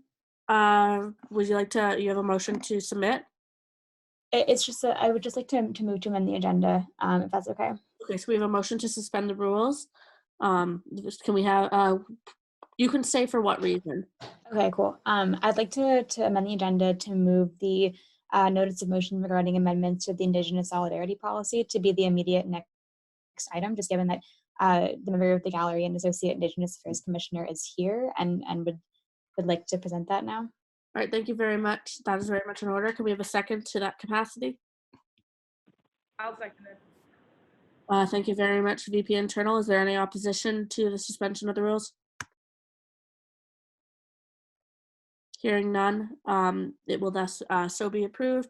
And as such, we will now enter item 12A, the notice of motion regarding the amendment to Indigenous Solidarity Policy 2020-0326. So for the member of the gallery wishing to participate, just for the record in the minutes, please state your name, spell it, your personal pronouns, and the constituency you represent. Hello, everyone. Can you hear me okay? Yes. Okay, great. Sorry, it's my first time using Zoom. My name is Jocelyn Couture, Jocelyne, Couture, Couture. And I am the Associate Indigenous Affairs Commissioner. I am a third-year law student here at McGill and a member of the Métis Nation of Ontario from the Great Lakes region. Sorry, is that all the information you asked for? Yeah, that's fine. Okay, great. So I have been working on various initiatives along with Tomasz Jurasek, and among these initiatives is work done on the Indigenous Solidarity Policy. I'd like to start by by saying thanks so much for listening to my proposal for amendments to the policy. So this policy was initially introduced in 2016 by Leslie Ann St. Amour. And at the time it was introduced, it had long been overdue, and I believe it went through several revisions before reaching its final iteration that we are now all familiar with. Its implementation at the time was, as I said, long overdue, and it was a considerable step forward in advancing progress for Indigenous students at McGill. The SMU recognizes through the Indigenous Solidarity Policy that Indigenous students face a number of unique barriers and challenges to their well-being and learning opportunities on campus. And as awareness of the impacts of colonialism and the disadvantage imposed on Indigenous peoples becomes increasingly proven and better known, more broadly speaking, through the Truth and Reconciliation Commission report, and more locally here at McGill through in-person consultations with Indigenous students, we now have a better understanding of the challenges and barriers Indigenous students face in their daily and academic lives, and of the work still needed to be done to correct the historical disadvantages that persist to this day. And although we have come a long way and efforts to make McGill a more hospitable environment for Indigenous students have paid off, we are still falling a bit short. And so the natural next step for the policy is to review its effectiveness and make updates in areas that would help address the structural deficiencies that Indigenous students continue to experience while attending McGill. So between Tomasz and myself, we have gone through the policy with the goal of taking it from a more. I'll just have to interrupt you for a moment. We have exhausted the time we have allotted for the notice of motion. We have a motion to extend. By 3 minutes. Yep. Could an individual please state your name? Councillor Darinani. Councillor Dariani, for how long? For 3 minutes, please. We have a motion to extend by 3 minutes. Can we have a second? I will second A second. Oh.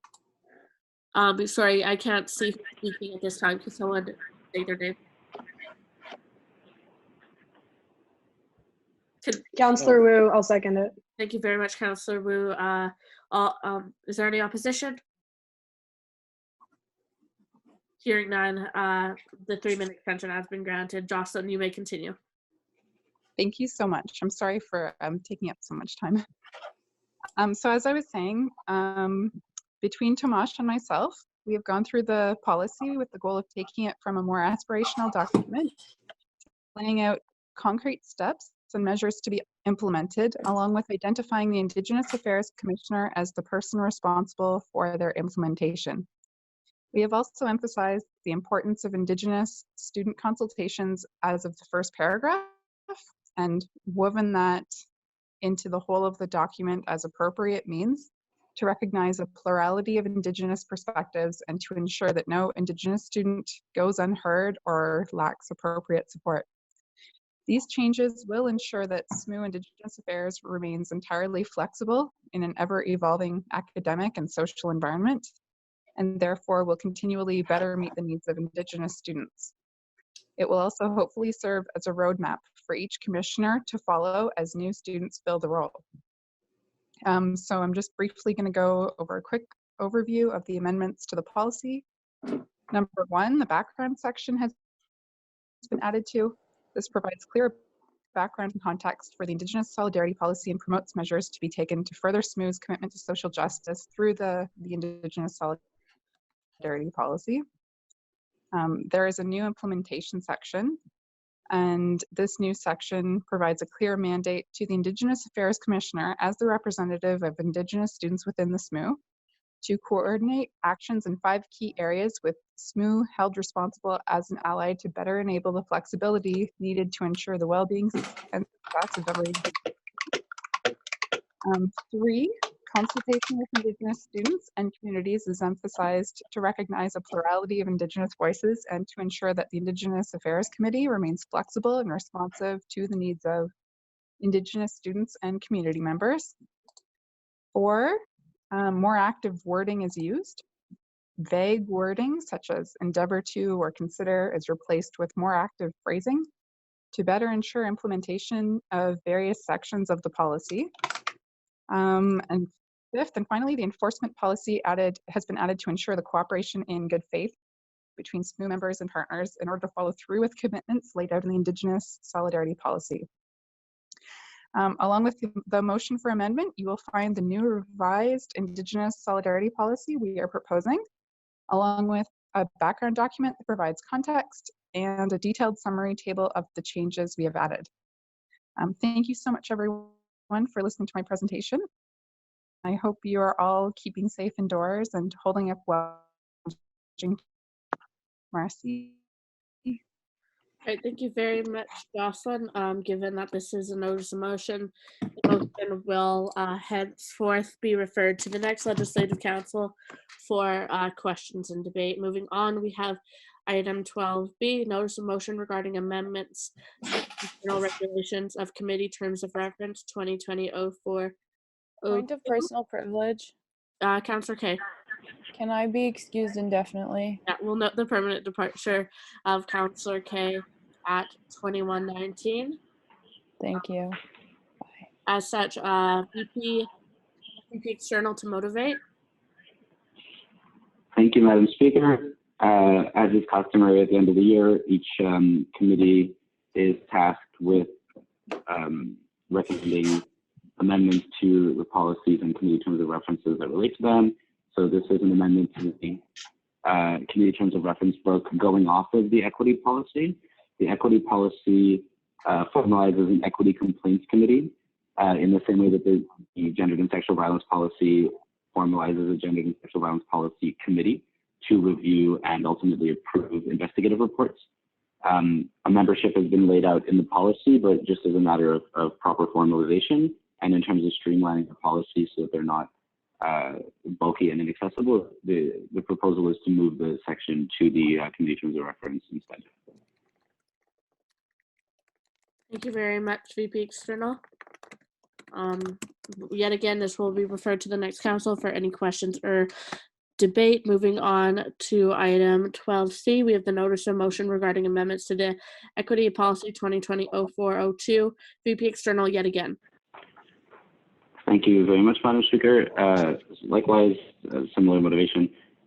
In this case, in conversations with the equity commissioners, it was found that investigative procedures in general don't really belong in Legislative Council, even in a confidential session of Legislative Council. It's very sensitive information.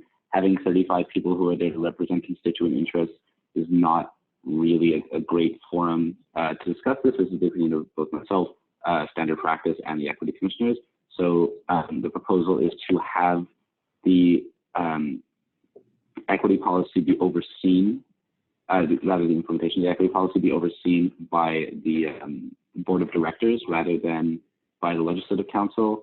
Again, with the rationale, the board of directors commits itself to matters of legal, financial, and human resources, whereas the Legislative Council is the highest decision-making body of society, and particularly with regards to political matters. So that's the proposal. All right, thank you very much, VP External. Now moving on, we have item 12D, notice of motion regarding a student engagement plan. VP External. Sorry. So this wasn't actually submitted as a notice of motion. So it's not, if you have read it, you've seen that it's not really a plan, it's a sketch. It's stipulated in the rationale and background. So what is being sought here is an endorsement of the principles espoused within a potential student engagement plan. Our Constitution says that the Vice President Internal is responsible for the student engagement strategy. So here we have some best practices from other universities, as well as faculty associations that have done meaningful engagement with their membership and have very good consultation and engagement processes in general. The plan, as stated in the motivation, the plan requires a fairly large time commitment, but I mean, if we're talking about engagement, like we have to put a lot of work into our engagement. You can't just email blast people, like it doesn't work. We have high click-through rates. That doesn't mean that people are showing up to things. We can see that with in-person council attendance this year, etc. So you're building off some of that. Consultations were done with the communications department, with other schools, with various commissioners as well. And then the content of the plan is, well, the proposed plan is fairly long. It basically involves working with a lot of campus stakeholders who students trust. So for example, campus life engagement, IOC, residences, things like that. And then has sections on participative democracy. So how can we make sure that general and public assemblies are happening more often? Furthermore, you talk about being able to bring underrepresented groups to decision-making positions, particularly roles as commissioners, which is a fairly empowering role with a large budget attached to it. So presenting new at job fairs and things like that. And then there's a section on popular education. So how can we make sure to accessibilize the political language and leanings of the society?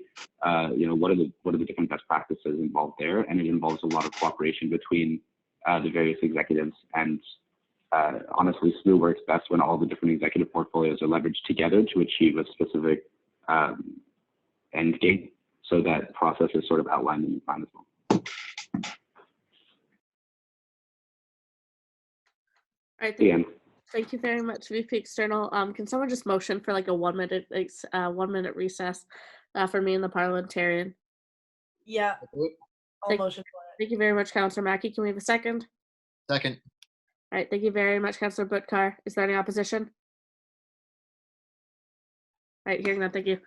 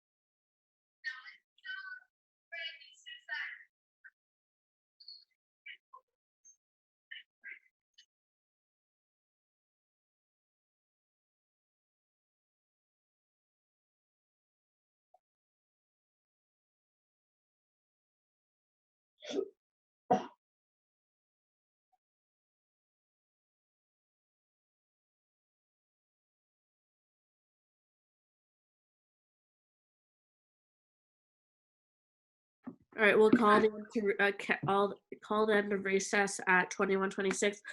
VP External, just a note, given that this was submitted to the parliamentarian as a formal notice with an email, that's why we recognize it as such. As such, it will be requested and debated on the next legislative council. Moving on, we have item 12E, the notice of motion regarding amendment to the committee terms of reference 2020-04-2. This is the first one of multiple. So this is 20 for counselors. This is 12E. I think it must be, yeah, it's now 12D. But VP External, once again. Yeah, so I imagine that in the next legislative council, there will be a movement to consider a bunch of different questions on the committee terms of reference together. Sorry for all the motion. This one regards supervisory duties for various portfolios, specifically the Francophone Affairs and Environment committees have been identified as having executive supervisors that are a little bit ill-suited to accommodate the usual activities of the committees. Francophone Affairs is conceived to do within the external affairs portfolio as an underrepresented group that benefits from political mobilization and links to external community organizations. In practice, they do a lot of on-campus community building and communications work. So that the proposal is to put them in the VP internal portfolio.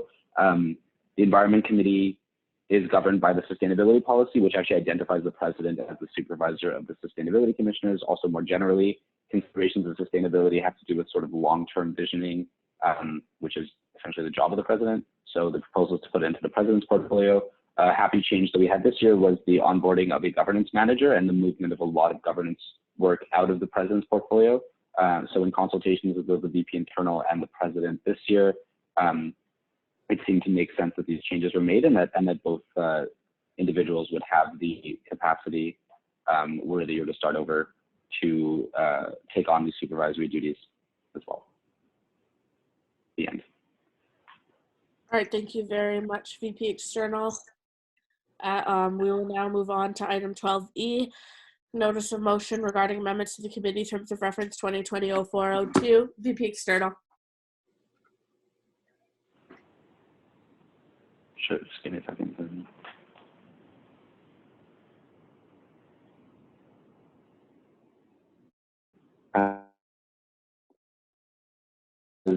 At the issue, I just wanted to say that. Thank you for being here.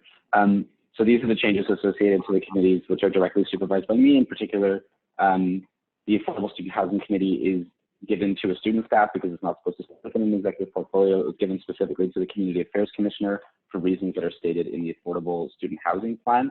They interact a lot with student housing and housing community organizations outside of McGill, offering them a really good ability to incorporate that feedback and those best practices into the plannings of the Affordable Housing Committee. And with the institution of a community engagement commissioner, they won't be the head of that committee anymore.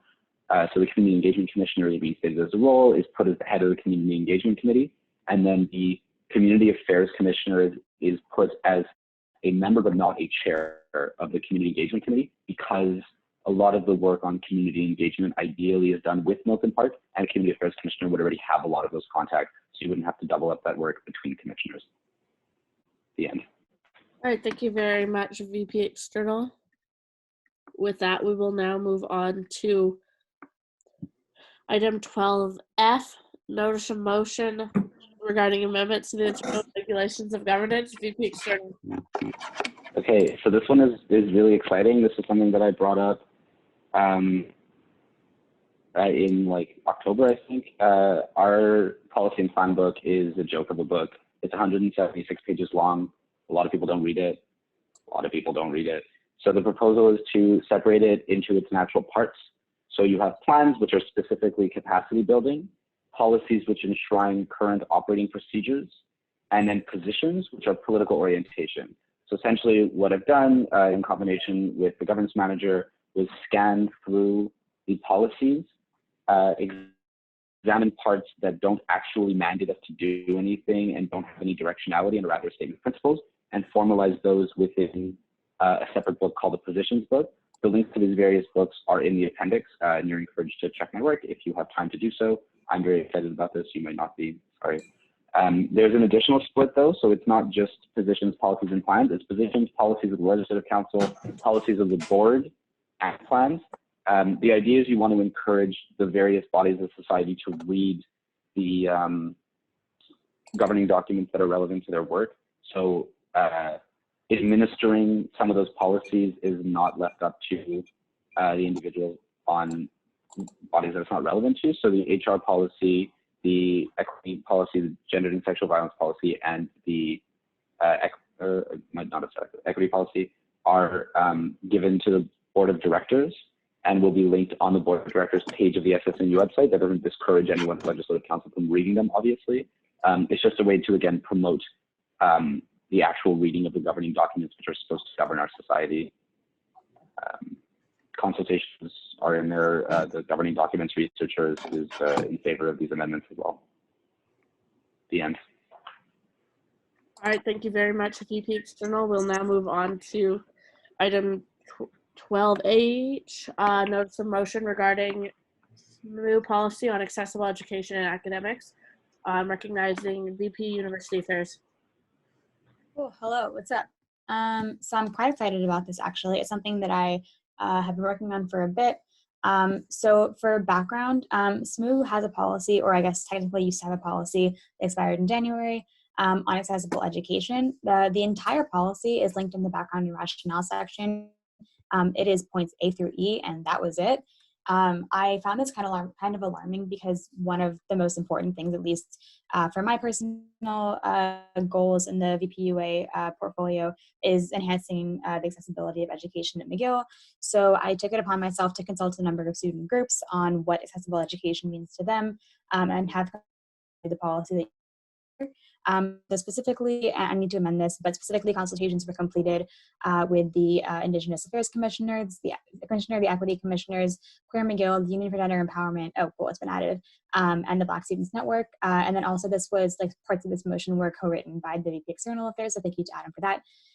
So this would completely replace the policy on accessible education, and it also renames it as policy on accessible education and academics, because I think it's important to make clear the distinction between education in a more broad sense. So I think about that in terms of things like financial accessibility to education in general, and structural accessibility, but also pedagogical accessibility within the classroom. So just a couple of highlights here. So the section on values and student rights is new. So it upholds certain values that the SSMU is committed to advocating for. What's what I'm looking for? It corroborates certain things in McGill policies, and affirms our principles on accessible education. The section on external advocacy, largely written by the VP External Affairs in collaboration with the and with input from the groups consulted. And then there's a section on university advocacy that's broken down into physical and infrastructural accessibility. So that's things like gender-neutral washrooms, renaming problematic buildings, renaming the buildings that are currently given problematic names, for example, our entire university. Financial accessibility, so that's things like funding, scholarships, open educational resources, things like that. Pedagogy-based accessibility in the classroom, so that's things like a university-wide in-course academic accommodations policy, the expansion of the first-time deferral pilot project, accessibility in academic programming, so that's things like non-Western or Eurocentric content-focused courses, and then reporting and review. And in that review, officers will be mandated to consult the groups listed here. So yeah, I'm quite excited about this. I think it's quite comprehensive. It simultaneously outlines some values that SSMU should be taking into account when advocating for accessible education and academics, and commits ourselves to specific advocacy points. So. All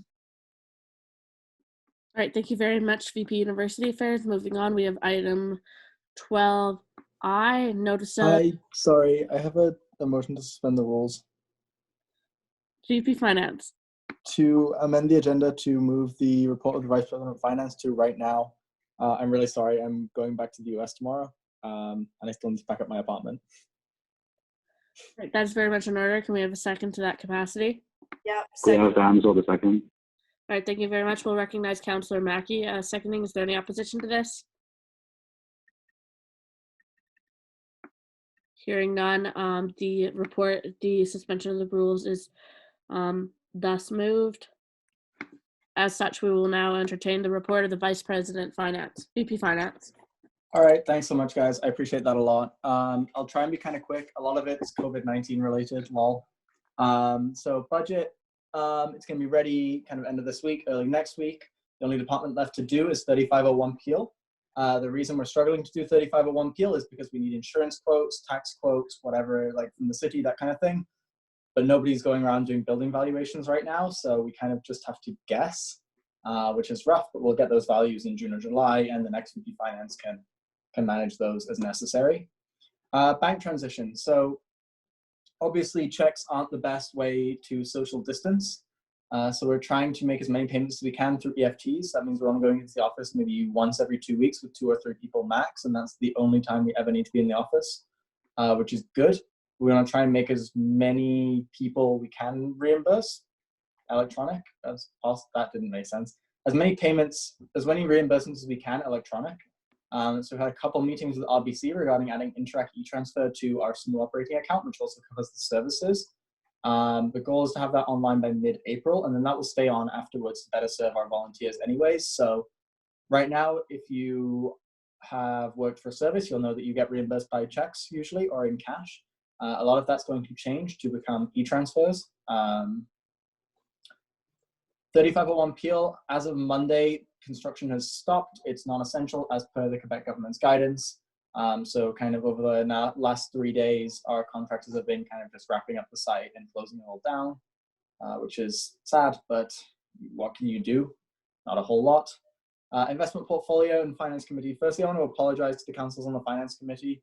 I'll be emailing you tomorrow once I'm home with a plan for the next 2 weeks and what we're going to do and how we're going to put everything together. So I'm sorry about the delay on that. These last 2 weeks have been real rough. The investment portfolio is taking a beating, not surprising, but it is outperforming the TSX, which is nice. Clubs, so the audit emails are going out now, so they're kind of clubs as we reach them. Most passed, no concerns there. The winter audit, we've extended the deadline by 2 weeks, so people can kind of finish up the academic year, get their schoolwork done first, then do the club audit, rather than having the two things due within a week of each other. Funding applications, so clubs that had to reimburse people for cancelled events but couldn't get out of their contracts, you can apply for funding to cover that. Services, we're trying to keep service finances open, so a couple of student associations, because of the nature of what an office closure does, have had to shut down their like departmental budgets. We're trying not to do that. The issue is for us is that everything's just really slow now, because we can't just skip things from one part of the office to another. We have to get things signed. We have to keep our processes, procedures, and oversight in place, which is a little bit more difficult when you're working remotely. But at least we're trying to keep things moving as much as we can. And then communicating with service finance boards to get ACH information where possible. So services, if you know anyone working at a service who sent me a check request recently, you'll see that I pinged straight back, hey, can you send me bank details? Because I don't want to write you a check right now. So that's what we're doing there. Funding, as above. Health and dental plans, so Keep Me Safe is a referendum. I think that's in Billy's report as well, if you want to kind of read more into that. Student Care has come up with this thing, company, it's called Chloe. It's a chatbot that helps you go through COVID-19 questions and kind of personalizes the response to what you should do individually. I tried it a couple times. It's not bad, but the information that it gives is kind of available anywhere. So it is what it is. It's available if you want to use it, and it's free. And then we're working with Student Care right now, as well as Brian and Student Services, to try and add telemedicine to the plan. We're not sure what that will look like yet, whether it's Maple, which is on the international student plan, or if it's Dialogue, which is a separate service that Student Care is touting. Hopefully those discussions are kind of finished within the next 2 weeks as well. We can send out communication regarding that. And then I'm going to start holding office hours through Google Meet. Not quite sure how we're going to do it yet, but I'm sure it'll look something like posting the link on this Facebook page or something similar, because I know a lot of clubs still have questions and issues, most of which can be still resolved remotely. All right, thank you very much, VP Finance. Are there any questions on the report of the VP Finance? Hearing none. I have a question, Councillor Chase. I didn't, regarding the investment portfolio, was it the case that before the coronavirus pandemic that the investment portfolio was underperforming the TSX, or were we already overperforming it? VP Finance? We have consistently outperformed the TSX over the history of this portfolio. Yeah, I don't have the numbers in front of me, but I'm very confident saying that.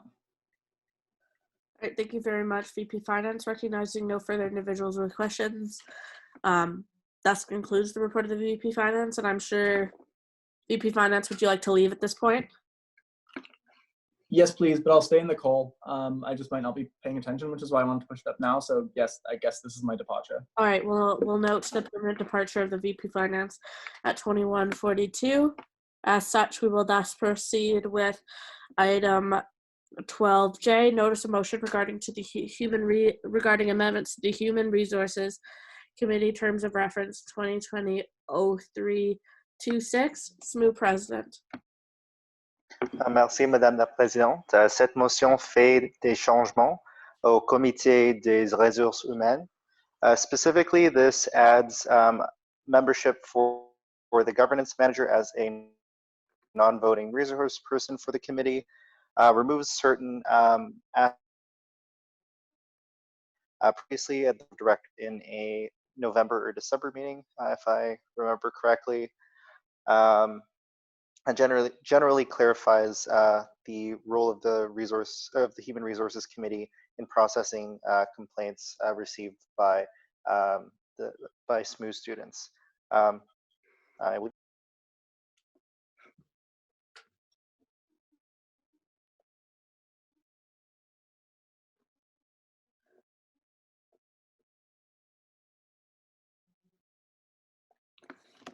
All right, we'll move on to item 12. We'll move on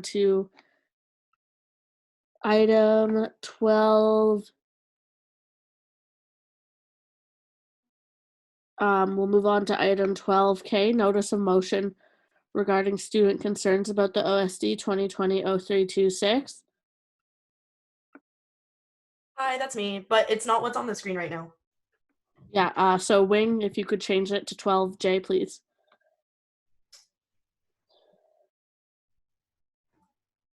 Right, Okay. Counselor Mackey. Okay, so what's new? I don't like the OSD, everyone knows. Okay, so I worked on this advocacy project with Counselor Freed and Senator Garneau, and we also got a lot of help from the VPUA, just shouting them out. Basically, there's growing momentum right now of students being annoyed with the OSD, and there has been no formal kind of SMU response to it. The momentum is here, in my opinion, because since the note-taking thing, now non-OSD registered students are affected by it, which is like the sad but true fact that now people care more. So what we did was we looked at research that had been done before of basically tons of Reddit threads about OSD complaints. And we decided to make a survey, which got lots of responses. We found the common issues, and we did this motion. So the motion does 3 different things. It creates a SMU statement. The SMU statement also goes to my boy Fabrice. And then after that, it also mandates the next year's VPUA to hire an OSD researcher so that these issues can be looked into further and taken more seriously. Basically, we want to bring it as a notice of motion to give everyone the opportunity to possibly bring amendments or questions regarding the statement to myself, Counselor Freed, or Senator Garneau, just to kind of make things faster for these, everyone actually the statement. And yeah, that's basically it. All right, thank you very much, Counselor Mackey. As such, we'll now move on to item 13, reports by committee. Reports by committees. We'll first entertain item 13A, report by the Executive Committee. SMU President. Thank you, Madam Speaker. I will do what I usually do and say I'm open to answering any questions if you have it, and I assume that you've taken the time to read it. Thank you. All right, thank you very much, SMU President. Are there any questions on the report of the Executive Committee at this time? Seeing none, we'll move on to item 13B, the Library Improvement Fund Committee. Well, yeah, I'll do that. Similar to Brian, I'll just assume that you have read it and take any questions. I do really want to shout out, though, Brianna Cheng, who's the Library Improvement Fund Commissioner, has done an absolutely incredible job this year. Is truly consistently on top of her shit when it comes to holding the library accountable. Has advocated for things that I never would have thought of. So yeah, just shout out to Brianna. All right, thank you very much. Are there any questions? Recognizing no questions on the Library Improvement Fund Committee report, we'll thus move on to the Francophone Committee the Francophone Affairs Committee. VP University Affairs. C'est moi, en fait. VP External. Merci beaucoup, Madame la Présidente.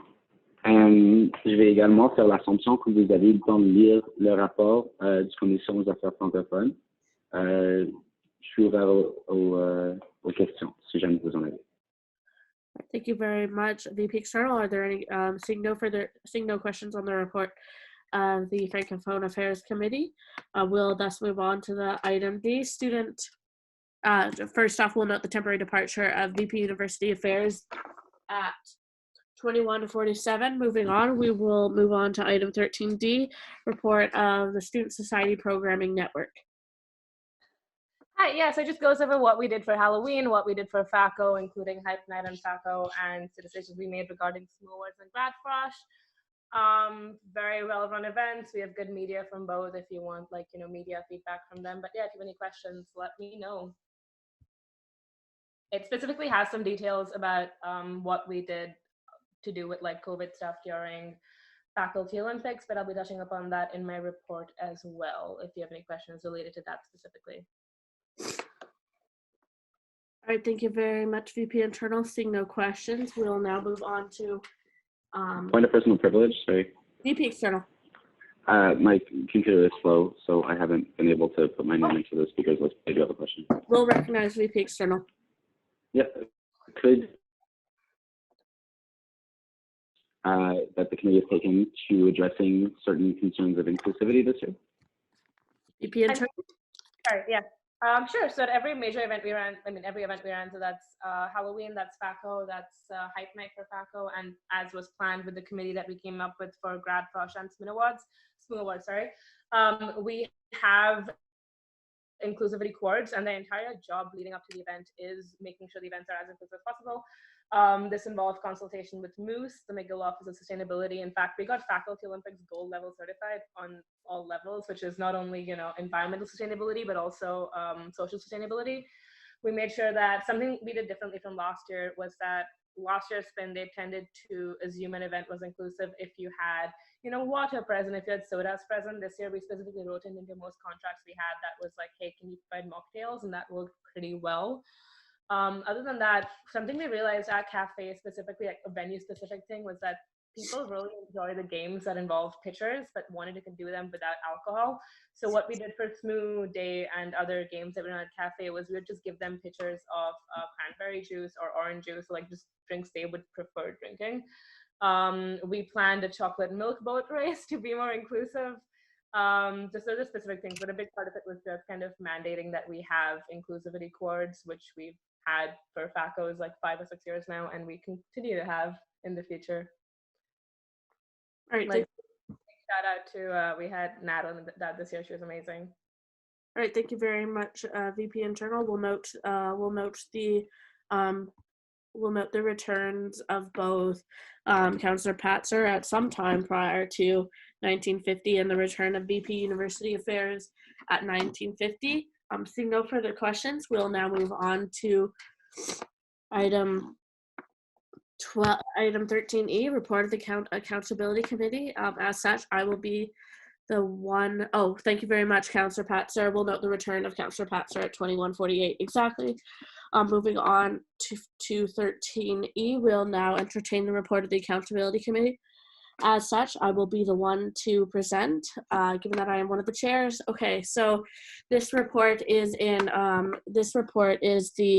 report that's stemming from the results of the accountability survey that was conducted on the January 30th report on the January 30th Legislative Council. We apologize for the late arrival of it, just given the transition from speaker to speaker, as well as the inability of the whole full accountability committee to meet, as well as the fact that this first had to go through board of directors. This required thus a lot of time on just on a multitude of perspectives, and thus it wasn't able to reach Legislative Council prior to that. So as noticed, this was first, a full version of the report was first arrived to the Board of Directors at last week's Board of Directors meeting, so March 19th. And so the report that is coming to you this evening is a condensed version. So this, as you are all aware at this point, so the survey that was conducted, was through a quantitative assessment, and within the report, you have the number of dimensions that were considered. Reflecting on changes from the 2018 to 2019 survey, there are a number of changes of dimensions that were considered, such as the removal of fulfillment of mandate and platform, when considering the performance of counselors. So largely speaking, the prevalence of French became more significant. Prior to this year, it was considered as a non-weighted dimension. However, going forward from this year on, it was considered as a weighted dimension of the report. This is among other changes. As we are also aware, it was also allowed to be conducted through print surveys. As such, furthermore, given misunderstandings of the scale system, responses from certain counselors were omitted to prevent any statistical misconceptions or the presence of statistical outliers.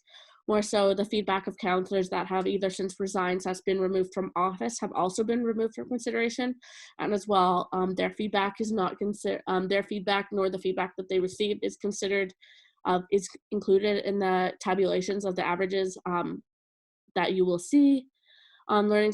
Learning improvements, I probably might need an extension for this. There is a number of recommendations that the accountability committee would like to put forward. First off, given the fact that there was a large number of misunderstandings regarding the scoring system of it, we'd first off like to stress in the future, just further stressing of the idea that it is 1 to 10 and not any other sort of numerical system, 1 to 10 being worst to best. As well, we would also like to, going forward, given that we only, given that the previous speaker, in line with the accountability committee, had only granted counselors 1 10-minute recess to conduct it. Going forward, if this survey continues to be conducted, we'd be more favorable to splitting it up over 2. Just given that it's my 15-second countdown, can someone motion to extend my time, please? We have Angela. Thank you very much, VP External. For how long? Indefinitely. Thank you very much. There's a motion to extend indefinitely. Can I have a second?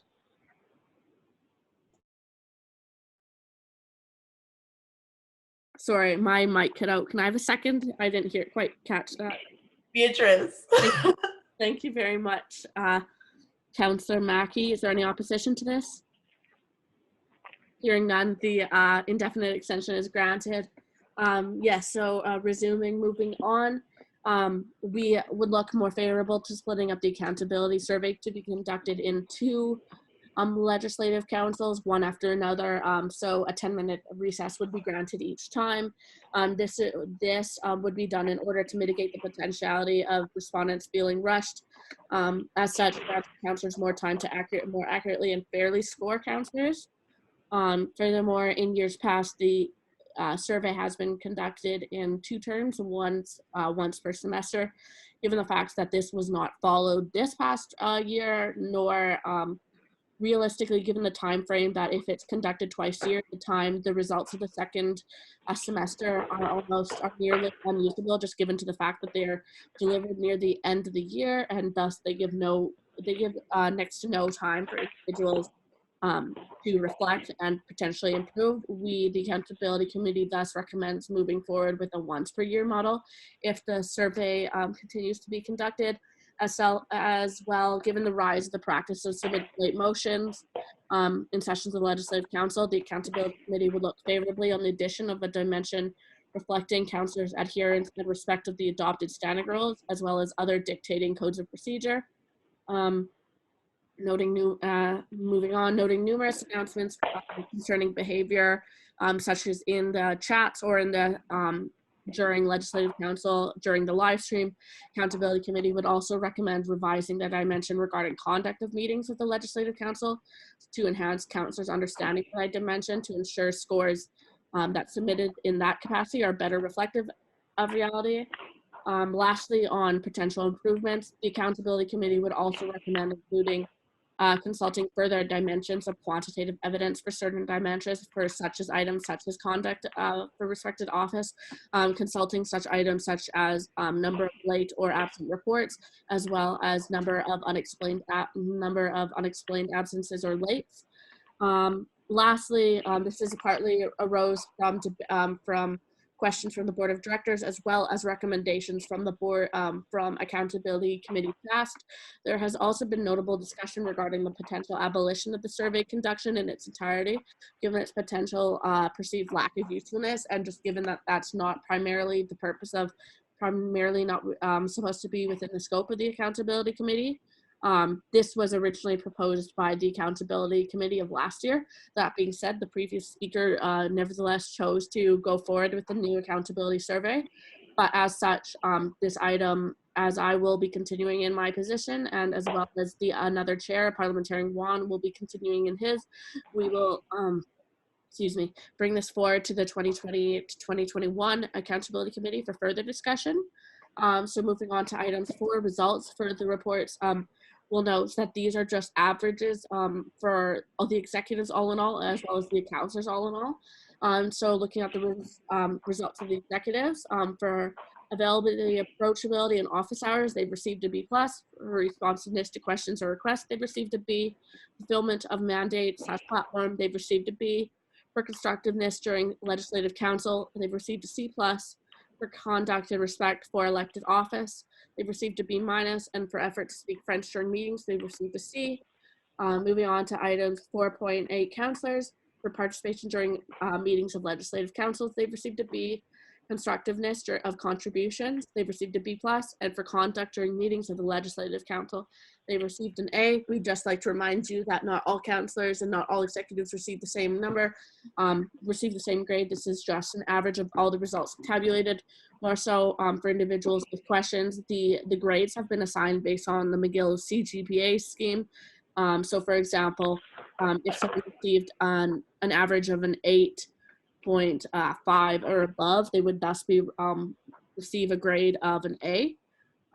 So for conclusion, given that I've just presented the average amounts, the average results for both the executives and counselors, if any individual executives or counselors are desiring to see their individual scores, they can contact me at my official email at speaker@smu.ca. But as such, that concludes the results for the fall 2019 accountability survey. And as such, we will now entertain questions on the report of the Accountability Committee. So if there are any questions on the external. Yeah, I'm curious why the recommendation was made to carry forward the discussion of abolishing the Accountability Committee survey to the 2020-21 academic year. It seems as though the present speaker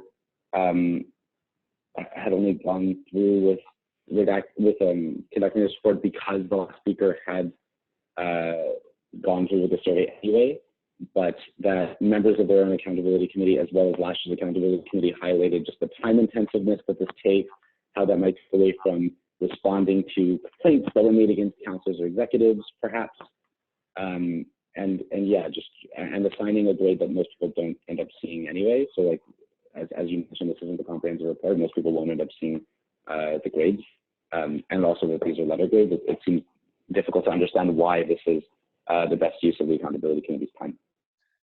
Yep, so I definitely hear your concerns. So this was just very much a mandate that I was required to fulfill as part of me taking on the mandate of former Speaker Hussein Jamal. That being said, I just felt, given that it was conducted yet again, even though it was done in, for lack of better words, in opposition to what was mandated by the previous accountability committee, I would just look, in terms of just being more democratic, I would just look more favorable on going on, like, consulting further individuals, just because this also provides this provides the accountability committee of next year further evidence of potentially which way, how they would, like, so to speak, vote if they'd like to see this continue. And I just thought it would be more democratic just given the transition of power. But that being said, I do understand the sentiments of not continuing it. So as such, I will continue to very much so express the concerns expressed by many people in regards to the, for lack of better words, unnecessariness of the accountability report. But that's as much as I can say in that regard. Councillor Chase. Yes, thank you. If my understanding is correct, was it not the case that in previous years that they would publish executive, the results for the executive individually? And if so, why was that discontinued this year? So actually that is, to provide you some context, that actually wasn't conducted last year with last year's accountability report. But what was also conducted at that point was a survey for qualitative assessments. And so in that regard, during the main accountability survey, the executives were asked to leave the room, and at that point, all legislative counselors were able to voice their opinions on them, and that was displayed in the condensed version of the report, which is the same report that will be published on the website. That being said, even practice in years past, it has not been standard. Considering that I came into this role with, and I wrote this over reading week, I consulted the past year's accountability reports. I can speak from just viewing those alone that they also did not report the separate quantitative results for each executive. So VP External again. Thank you. So it's standard practice for investigative bodies of the society to anonymize and issue statistics regarding the number of complaints they received, formal resolutions versus informal resolutions. I was wondering if the speaker had a rough idea of such statistics, whether the accountability committee was leveraged a lot this year, not that much, how many complaints were processed, etc.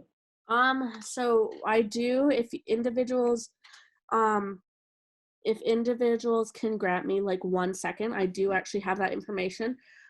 Keeping that was just whether or not to report, that was just a question of accountability. And given that we didn't really have the opportunity to meet as a whole, it was largely in consultation with the other two chairs, that being University Affairs Secretary General, as well as, Parliamentarian Wong. It was in consultation with that, and so as such, we weren't completely sure whether to include that. But speaking on the amount of complaints, let's see.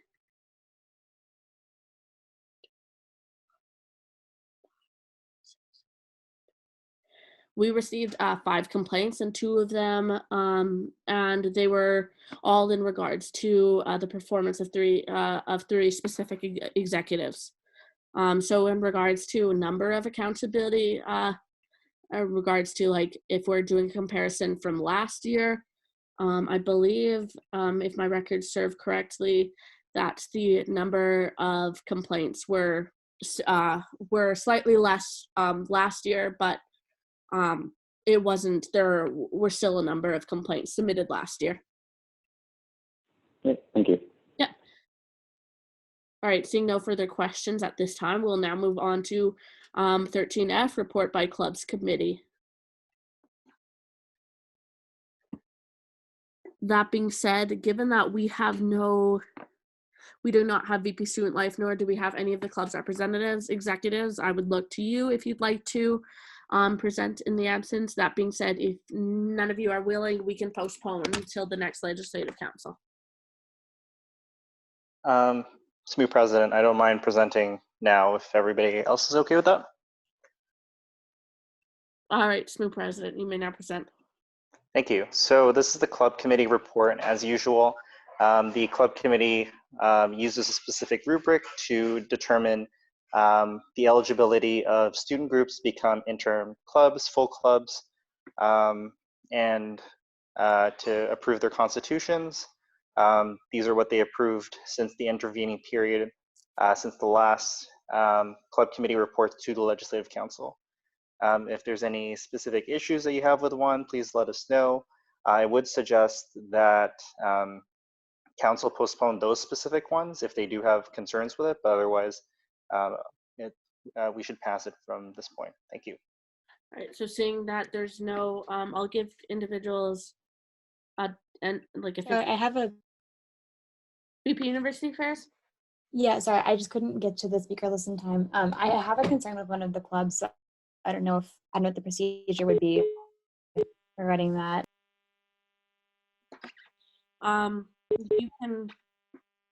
You can yeah, feel free to voice. We can basically you can indicate yours try and phrase it in the form of a question if you choose to do so. That being said, we will either vote to this or move to postpone, and we can move to amend if necessary. Okay, I'll form it as a question. I would, this is hard. Why can we you know what? I don't know how to do this. I have a problem with he for she. Right, yeah, a problem for he for she. Okay, so as such, would you like to motion to suspend the rules in order to debate the, because given that this is a report that has to be voted on, would you like to suspend the rules to enter a debate? I'd like to motion to suspend the rules to remove the consideration of he for she and postpone it to the subsequent meeting of Legislative Council, but to consider the remainder of the report right now. All right, so that's very much in order. Can we have a second to that capacity? I can second. All right, thank you very much, Mr. President. Is there any opposition to this? All right, hearing none. The inclusion regarding the he for she club will thus be removed, and as such, we will indicate that so in the PDF once it is edited. That being said, removing he for she from all mentions. We will now enter a voting period on the report of the clubs committee. Point of order. For information. Oh, sorry, VP External.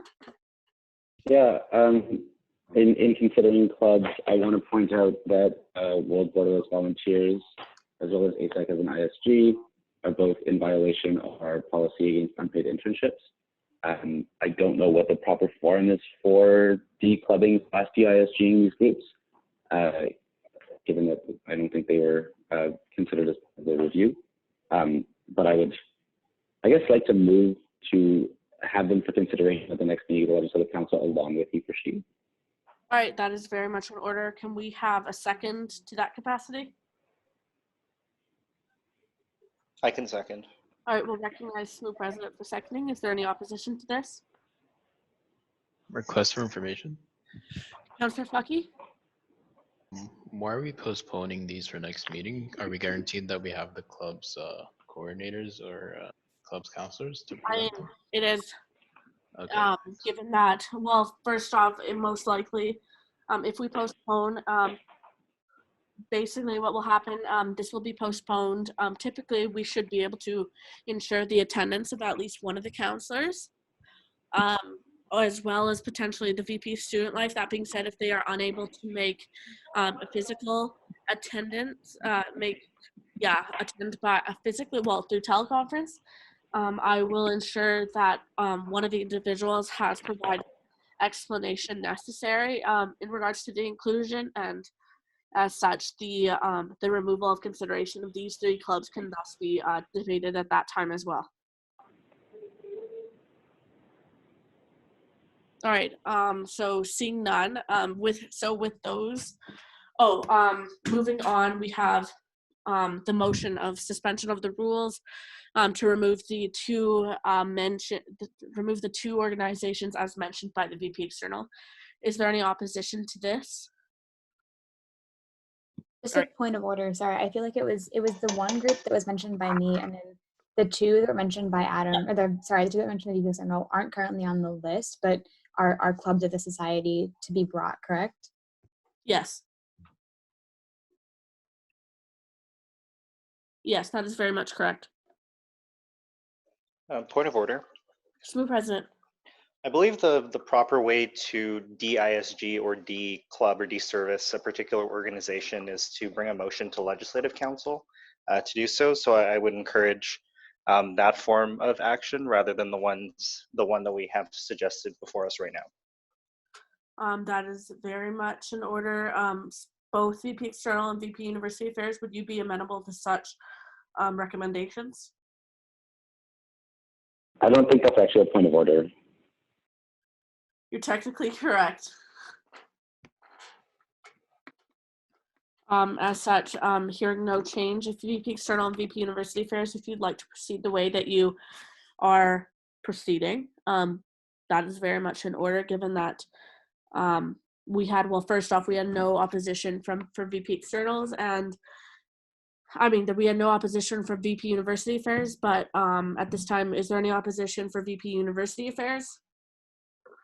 No, sorry, just so I understand correctly. So the things that the VP External brought forward would be a separate council motion, but seeing as the club that I would like to ask questions about is currently on the list, we would be removing that from the list and putting it to the next meeting, but we would still be voting on the remainder of these clubs, correct? That's very much correct. Okay. Yeah, so the point presented by the SMU president would be more so relevant to the VP externals. That being said, yours, given that it's very much on the list as it stands, yours, while both can be subjected to in the same manner, yours is more, your motion that you've put forward is more favorable to that request. Regardless, given that there is only, given that VP externals requests are not currently on the list, we can formally, will now move, and given that they've received no votes of parliamentary inquiry. VP, sorry, Councillor Chase. Yes, because for next meeting, executives from the clubs in question to be able to talk about their club when we're debating them, or will it be a closed meeting? Realistically, we'd look more favorable on intervention on perhaps the club's committee, the club's counselors, so they're Councillor Kay or Councillor Flaherty, or this VP Student Life. However, I will touch base with the VP Student Life ahead of time, regardless of their attendance, to see what their preference is towards, and then we will make accommodations and make such requests as necessary. Seeing no further questions. Request for information. Councillor Fucky. Thank you. Do we even know if the clubs committee is meeting for the next council or afterwards, if we recommend anything on next council? If we do meet, I mean, if we do, so sorry, my apologies.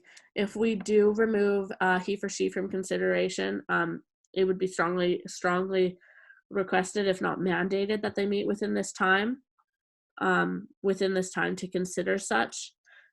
If they do not meet in this regard, and perhaps they do not meet and the clubs committee does not present a formal report, he for she for the time being will thus just not be recognized at all by the clubs committee, and it will be up for discussion at the next session of Legislative Council in the 2020-2021 year.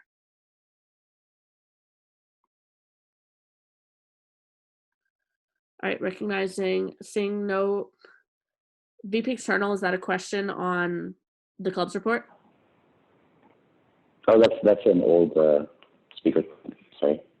Sorry. Okay. Councillor Chan?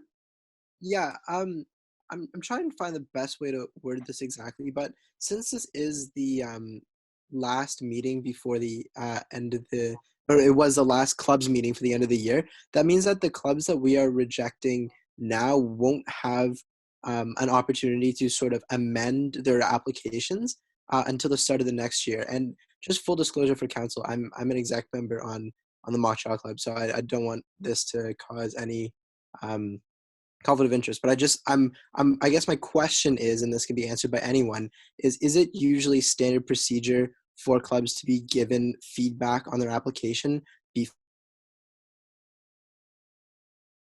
what's nice for that? Because I know from my experience being on a club executive that Montreal hasn't been given any feedback for their club. So maybe this is standard practice, in which case that's totally fine. But if not, then it may be of service to postpone it to the next meeting so that clubs can take advantage of the last possible opportunity to amend their application and get status. I would just like to clarify this, Councillor Chan, this is the motion that is currently being presented is to pass the report of the clubs committee minus he for she McGill. He for she McGill, as such, the report or the passing of he for she McGill will continue to be postponed until the next legislative council meeting of April 2nd. This is in no way just postponing indefinitely, but this is postponing until April 2nd. That being said, if there's any individuals, if there's any executives that can speak on the potential feedback process regarding a club, they can feel free to intervene at this point. We'll recognize VP External. Yeah, I would just say that, like, while in general clubs are evaluated on the basis of a standard rubric, the groups being singled out here are being evaluated with regard to perhaps a more comprehensive bird's eye view, which falls within the realm of legislative council and not so much on the clubs committee, which is perhaps more operational in its examination. We're looking at the policies of the society, so I would imagine VP University Affairs, for example, has the equity policy in mind, and I'm thinking of the policy against unpaid internships. Like, the very nature of the groups under consideration violate specific mandates which form part of the core of the SSMU. And it's not about correction of specific behaviors. It's the entity itself running counter to our values. And so I think that these are the arguments being advanced for the legislative council rather than the clubs committee to consider these. All right, thank you very much, VP External. We'll now entertain intervention from VP University Affairs. Never mind, withdrawn. All right, thank you very much, VP University Affairs. Hearing no further interventions at this time. Wait, can I intervene? Sorry, I didn't type in the box. Councillor Chan. Yeah, sorry, I think I was misunderstood there. My only point that I was trying to get is not in reference to the individual taking out for he for she, for example.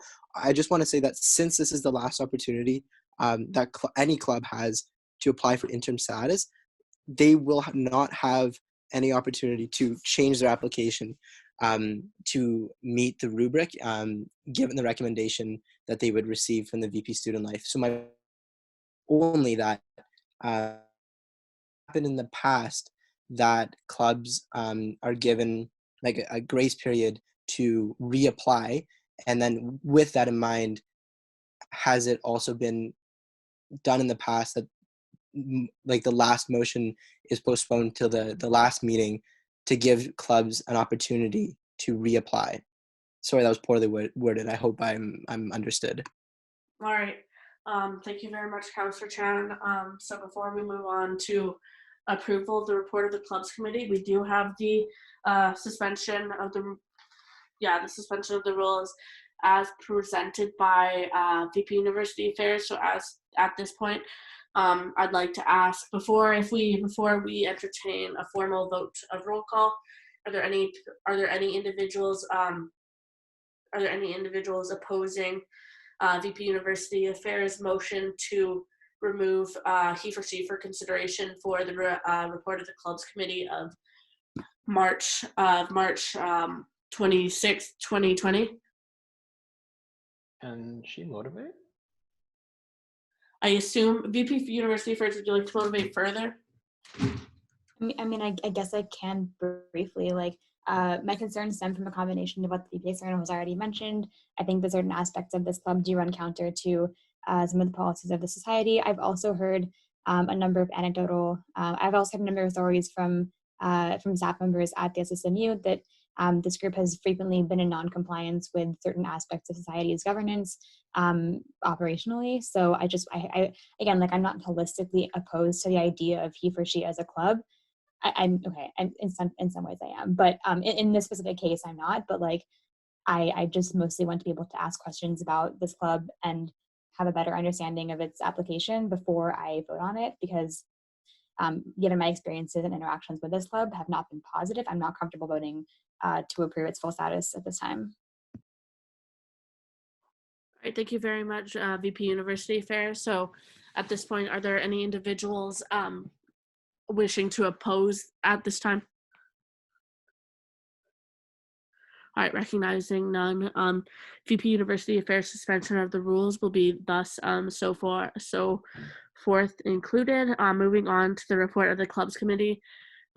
Given that this is often just simply done by a simple majority vote, Are there any individuals wishing to, are there any individuals opposed to approving the report of the clubs committee as amended?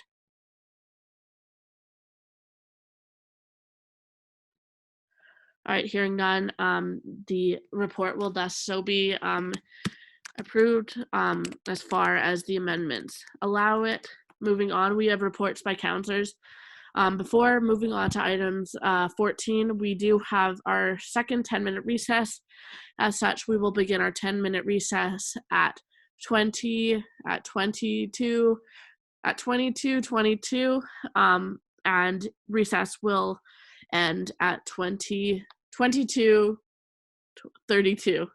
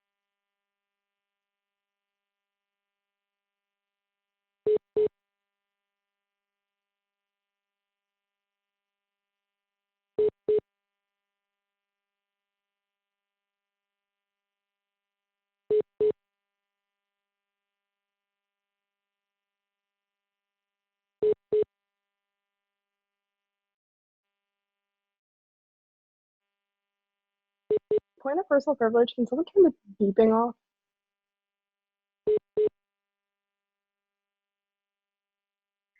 As soon as I figure out who is beeping. It's the number, like the 514 number. Oh, Adam, counselor, Oh. external. Can you just mute it? Okay, we're muted now. Thank you.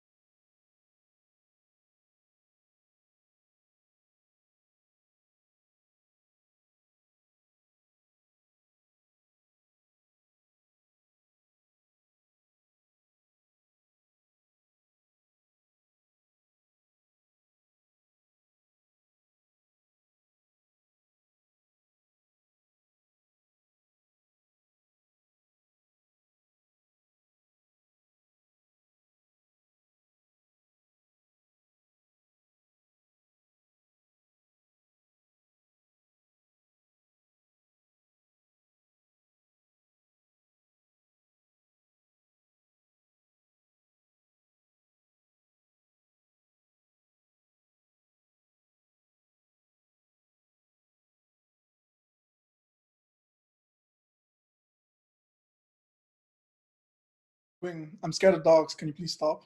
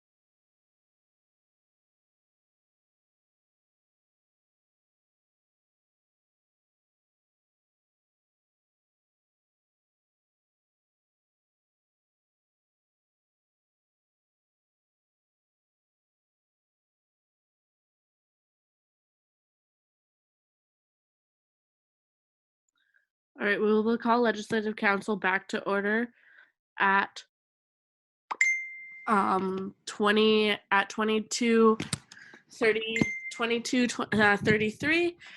As such, we now have reports. Item 14, reports by councilors. We first have item 14A, report by Councilor Eisner Management. Given that he's not present, nor is Councilor Gravy present, and also given the fact that in line with the standing rules, this can only be postponed by a week, by one legislative council, corrections.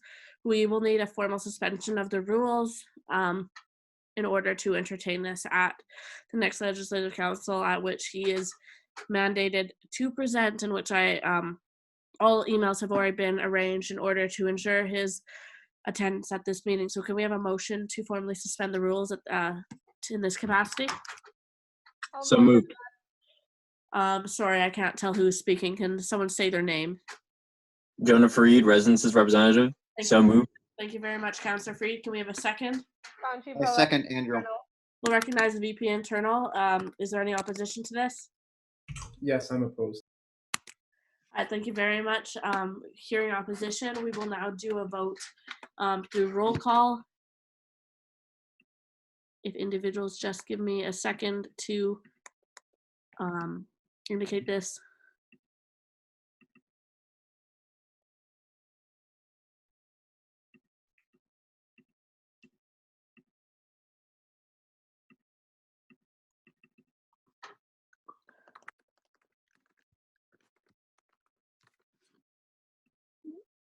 Point of inquiry, Who? or Jonah?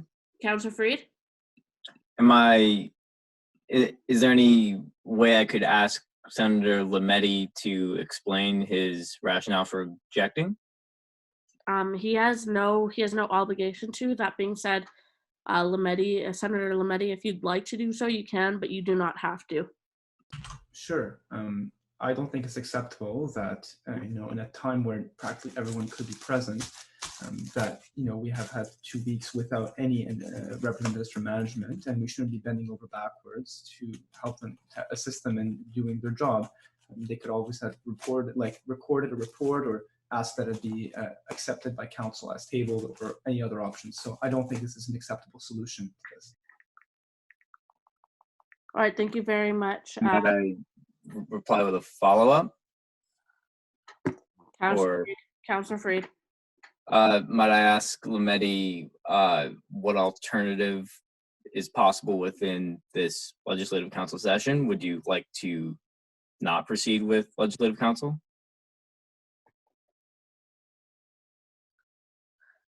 I can, if Senator Lametti is not willing to, I can just tell you what would happen. If this is not voted to proceed, the management representative would not present at all. That being said, given that he did not indicate his lack of attendance, he would actually be suspended. So while I would look favorably, the outcome doesn't change so much.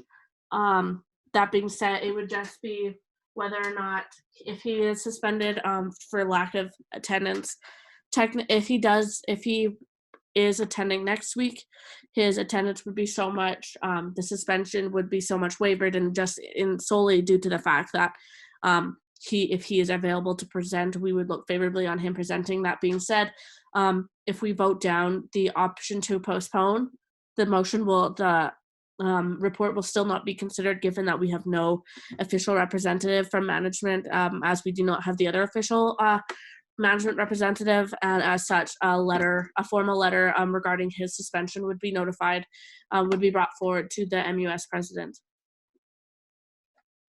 Thank you very much. Yeah. So noting that we had opposition, we're going to do a formal we'll do a vote of formal roll call in determining if we will be suspending the rules in order to entertain this motion at the next legislative council. As such, we'll begin with SMU president. I abstain. VP Finance is absent. VP External.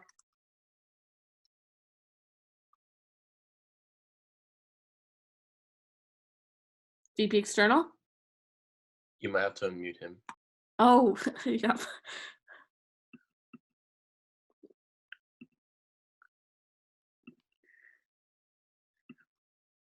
VP External, can you, oh, there we go. VP External? Sorry about the beeps throughout the recess. I oppose the suspension of the rules. VP University Affairs? No. VP Internal? VP Councillor Chan? Yes. Councillor Chase? Yes. Councillor Danda Moody? No.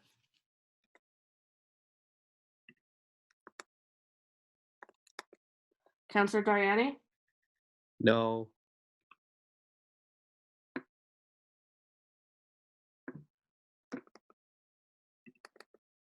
Councillor Franciscini? Abstain.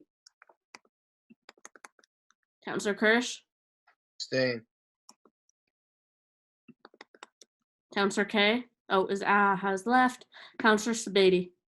Yes. Councillor Fucky? No. Councillor Marcoux? No. Councillor Ramey? No. Councillor Doss? No. Councillor Mackey? No. Councillor Dixon? No. Councillor Morgan? No. Councillor Patzer? No. Councillor Freed? No. Councillor Wu? No. Councillor Buttar? No. Councillor Abu Youssef? No. Senator Lametti? En défaveur, merci. Sorry, repeat? En défaveur.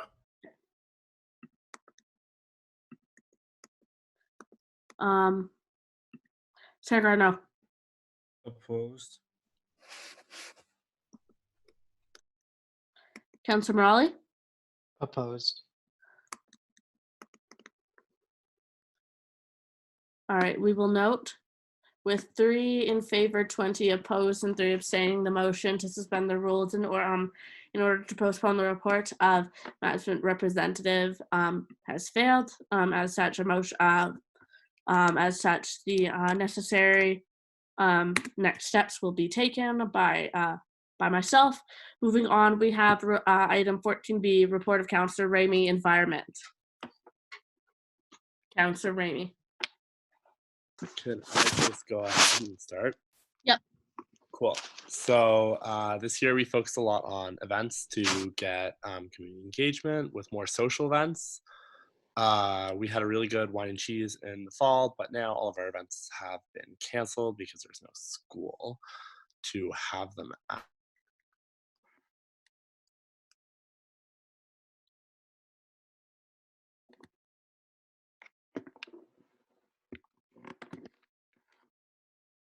In the listservs, prof talk events where we connect with profs, and then we had a climate grief workshop with the Office of Religion and Spirituality, and it was like a really well run event with really good feedback.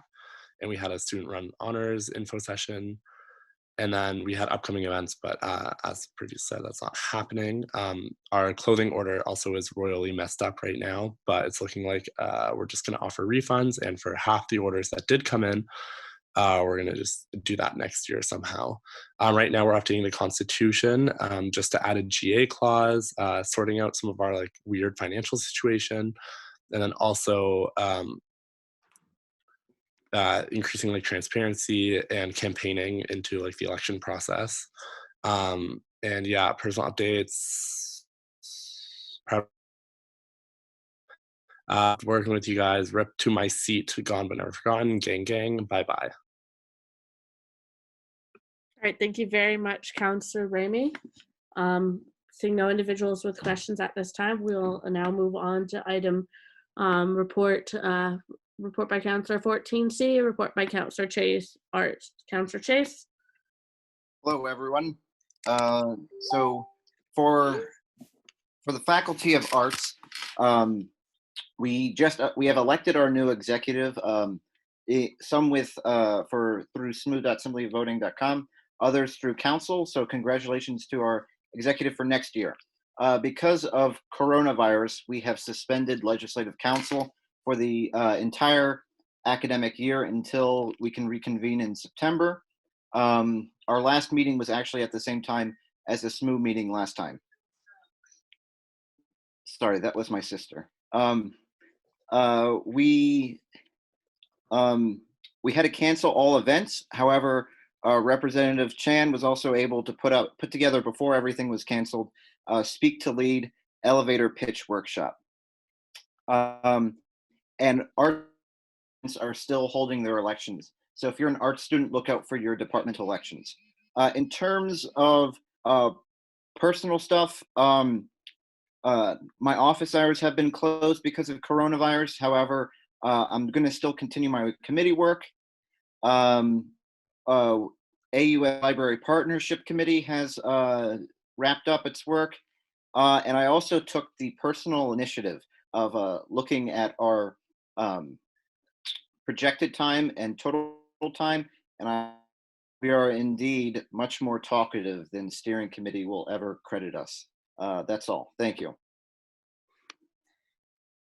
right, thank you very much, Councillor Chase. We'll moving on to questions. Questions on the report. We'll now move on to VP External. Thank you very much, Madam Speaker.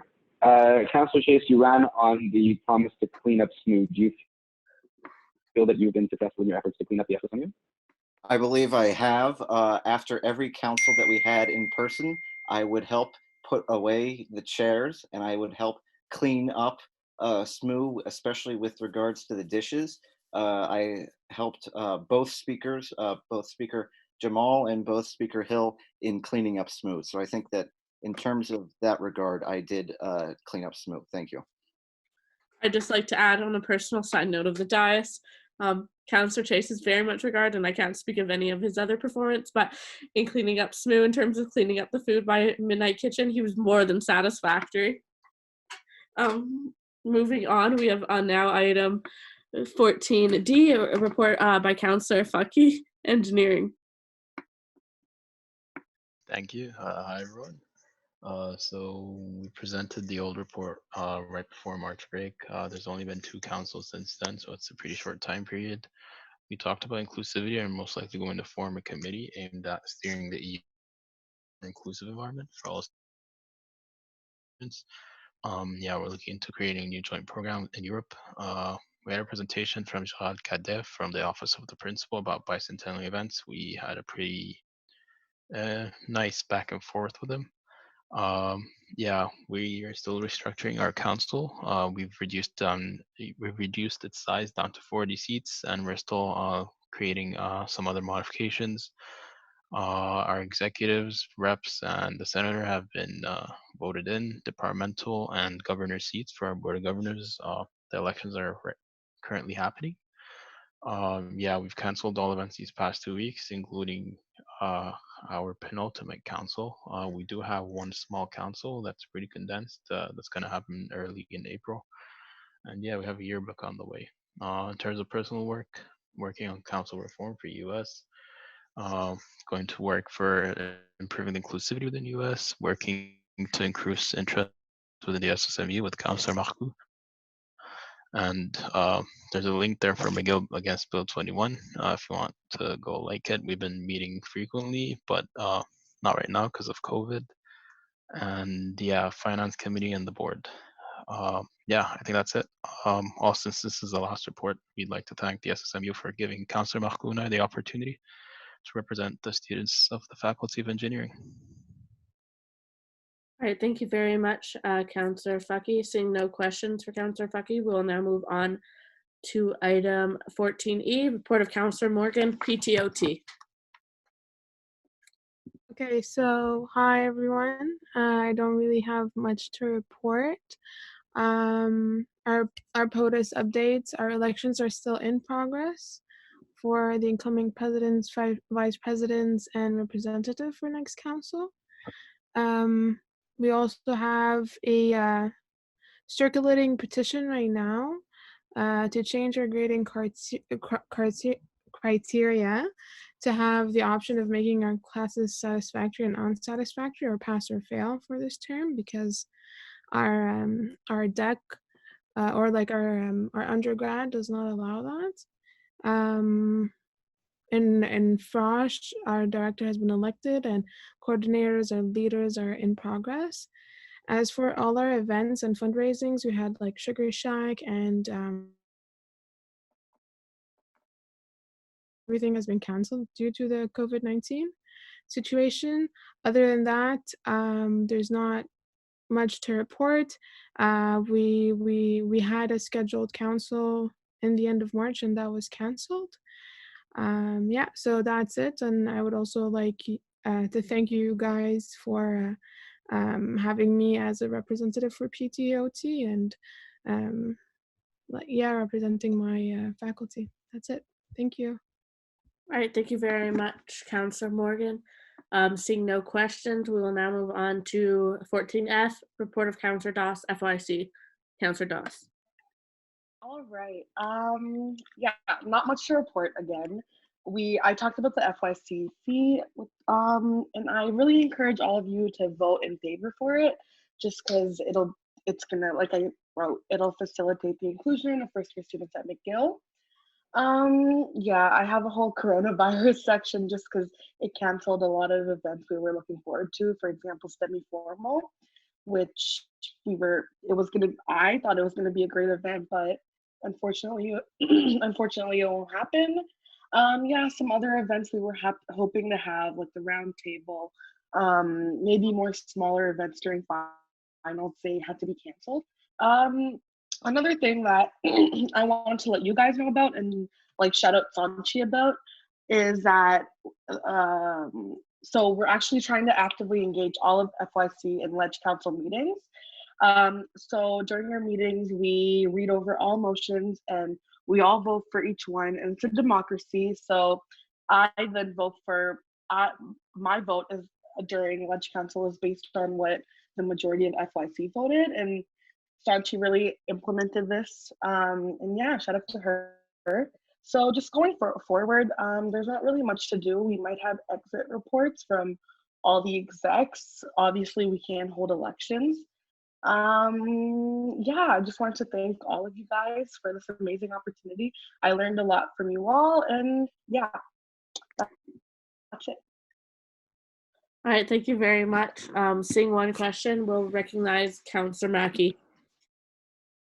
Just wondering, I see in the meeting section, it says that your last 2 meetings were in October. Is that an error? Oh, yes, yes, I am so sorry. That's an error.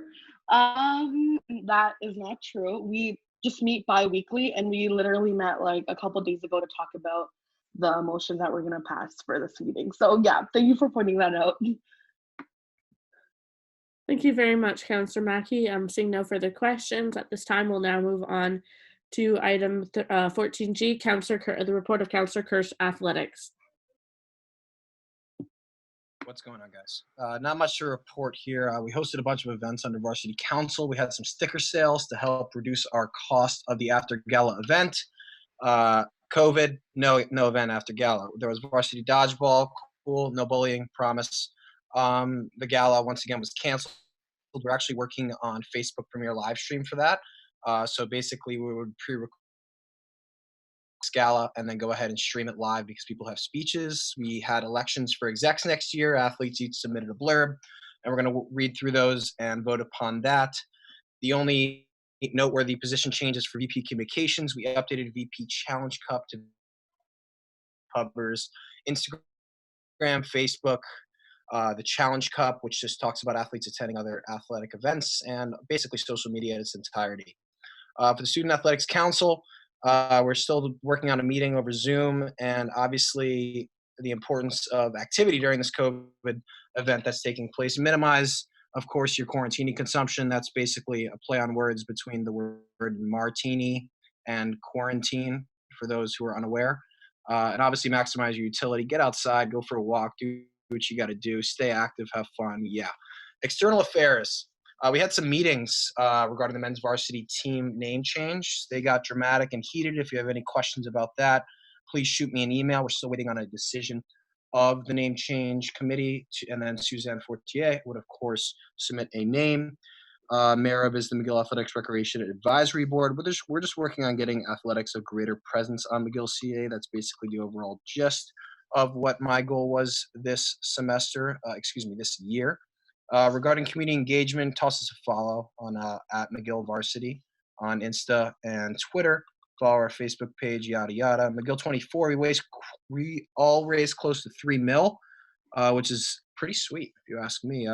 Noteworthy teams that won: McGill swimming, cool. They won the RSEQ National. Yeah, go swimming. Look how excited they are in that picture. It's their first win in a while. I'm so happy for them. They were freaking out. Unfortunately, a lot of other nationals were canceled. A lot of teams, such as hockey, were in Prince Edward Islands at the time. For example, women's hockey, and they were there. They played their first game, and boom, found out they got canceled. That sucks. That really sucks. So you feel for those people. But obviously, once again, we are trying to create a greater inclusive atmosphere up at athletics in the Curry building. Scroll down to the bottom of my report. I'm keeping this short and sweet. Look at that lounge. Are you seeing that lounge? The seats are very not worn in right now. They are very firm, and we all like soft sofas. So it'd be great if we could, have you guys come up there, break those bad boys in. It was about a $63,000 lounge that we're putting in. We're also putting in a little horticultural addition in the center of the lounge to add for you people who like having green around you when you're studying. It feeds itself. It waters itself. Technology is amazing. That's basically it from me. You can see that right around the corner of where you go to facilities to check out, say, I don't know, racquetball or cross-country skis, whatever it may be. It's right over there. It's a really good study spot. I study up there. You might catch me up there. Thank you so much all for having me. It's been a pleasure. It's been great to get to know you guys. And yeah, see you around. Stay safe out there. It's a wicked world. All right, thank you very much, Councillor Kirsch. Seeing no questions on the report of Councillor Kirsch, we'll now move on to items 15A, report of, executive report. So first we have 15A, report of the SSMU president. Thank you, Speaker. So here's my report. I hope all of you have had a chance to read it. From now on, for our only remaining Legislative Council meeting, we're going to continue doing it by teleconference. Well, we're going to try to figure out over the next week the best solution in order to move forward with teleconferencing, considering the different needs and aspects that we're looking for. So stay tuned for that. I had a CAMSR meeting on Tuesday. Unfortunately, can't talk more about that, but I'm sure you're going to hear all about it in about a month or so once the Board of Governors decides ultimately what the end result of the whole year and a half of discussion will be. Building and Property Committee meeting. That was relatively uneventful. March Senate meeting was canceled. The VP University Affairs can also speak a little bit more to how university governance is going to be moving forward considering the COVID-19 situation. As well, the VP Finance in his report touched upon the closing of construction for all SMU associated buildings due to the COVID-19 situation and shutdown. So for the foreseeable future, all construction will be halted. This includes the construction in the University Center, as well as our satellite location at 3501 Peel. We'll try to keep the student body up to date as to how that will be progressing, but for the amount of time that we're losing now, I would tack that on to when our projected opening time for that particular building would be. I'm more than happy to answer any questions, especially around our COVID-19 advocacy on a McGill administration level. Thank you.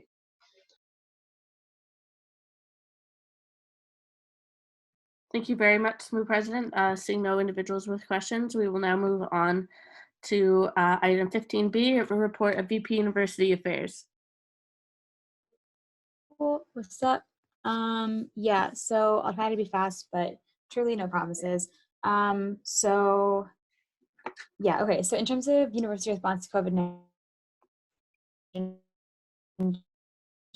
the question presented during question period, there's been a lot of work done on this. Most notably, they're the working group of student and staff organizers who have been strategizing on collective responses to McGill and also helping out with mutual aid. We organize via a Slack channel, so please message me on Facebook if you have any interest in being a part of this. You can also reach out to MTL students for COVID-19 for mutual aid for material assistance, so that's prescription pickups, grocery pickups, etc. A couple of weeks ago, I don't know, I created a form for students to be able to fill out if they are experiencing any questions or concerns regarding their academic accommodations or academic, just anything academic related due to COVID-19. So specifically right now, that can be things related to the new SU policy. Also, if your instructor has still not yet provided a revised course assessment rubric, anything like that, please feel free to fill out that form. I am slowly but surely getting back to people on that. Like I mentioned before, please sign the open letter that we put together to McGill admin regarding the response to COVID-19, and please do share if you're able. Drive some statement, yeah. Hit me up to chat. I have a lot of thoughts. Moving forward, the university assessment policy, like I mentioned, that survey is there. Please check it out and fill it out. SMU Senate Caucus and the Executive Committee are writing a joint letter to the Dean of Student Selection Committee, and we're going to be outlining some ideas, qualities and goals of a future dean of students. This was done in 2015, 2016 /16, 17 by the SMU executive at the time. It's going to be an incredibly important document, so we're putting it shortly. Senate Caucus is officially E-Caucus. We're all E-boys, E-girls, E-folks. We love it. Senate Steering Committee met. Okay, so the future of Senate basically was decided a couple days ago, but it's loosely going to be online, but only for urgent matters, which I do take a bit of issue with. But more information TBD. If you're particularly interested, hit me up. I don't want to bore you all with that. We did have some questions and motions submitted, as you can see here, that will likely not be responded to, but we won't know until Senate Steering Committee meets on April 8th, I want to say. Partisan advocacy items, we interviewed both candidates for the Francophone Academic Affairs researcher. We'll be selecting one shortly. Please do vote in the referendum. The menstrual hygiene product program increase is there. No status yet on the installation that took place in the music building. We believe it was confirmed, but we need to hear back from the installer on the status of that. Working on a potential op-ed with Councillor Freed and the VP Floor Fellow of MUs regarding social harm reduction in accordance with the motion that we passed at previous Ledge Council. Worked with Councillors Mackey, Garneau, and Freed on the OSC advocacy. That's most of it. As mentioned previously, office hours canceled for obvious reasons, but hit me up if you want to chat. Yeah, cheers. All right, thank you very much, VP University Affairs. Seeing no individuals with questions at this time, we'll now move on to the report of, for item 15D, Vice President Student Life. Is there an executive wishing to present in his absence, or is there a desire from council to postpone? I don't mind presenting. I guess like Brian can jump in for the stuff that I don't get. Okay, we'll Sure. recognize VP External. But I'm having trouble accessing his reports unless it's not in the drive. Oh, it is. Okay, sorry. This is just Chromebook being bad. Okay, so Billy is working on a campaign for the Keep Me Safe feed. Please vote yes.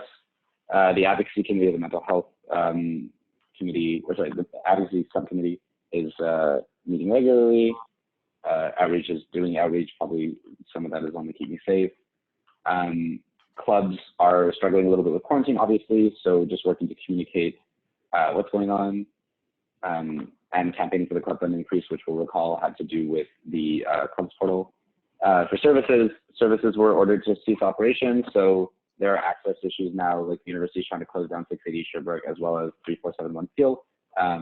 So we're seeing like what degree of access can be guaranteed for services and ISGs that need storage and special access.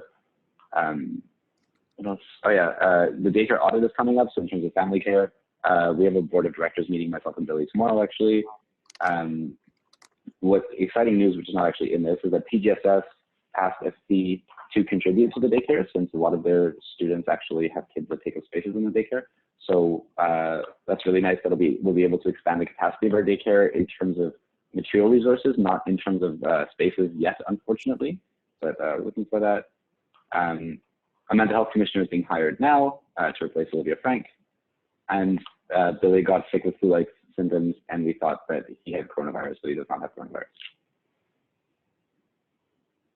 The end. All right, thank you very much, VP External. Seeing no questions on the report of the VP Student Life, we will move on. We will revert back to a 15C, report of VP Internal. My apologies, VP Internal, for accidentally missing your report. No worries. I'm looking at, if you're looking at the VP Internal's report, I'm not going to read through that. I'm going to read, because I'm assuming, if you have any questions, you can go ask me. I'm going to touch upon something that happened last council, the one before that, about athletics and SSMU's integration. This is just an update from that. I talked to IT and I spoke and there were three main questions. One was, can athletics be embedded into the school website? The answer is automatically. Our IT department is trying to figure out if we can do it directly on the athletics calendar. If not, the way to do it manually would be that we have a campus-wide calendar that anyone can submit events to, and the athletics rep or any other designated individual can do that pretty easily for games. In terms of the most effective means of communication, obviously you have the social media channels, you have the listserv, if you have our handbook. The handbook and listserv, they have, can I share a document with council actually? I'm so sorry. Is that okay? Speaker? We'll put it in the drive, but we won't, we will allow it to be put in the drive, but we won't actually formally read from the papers. That's fair. So individuals can read it at their own desire during this. Sure, because I can just share that, because that is a response to what was mandated at the last council about, yeah. Sure, but yeah, any questions on my report or the athletic feasibility report, let me know.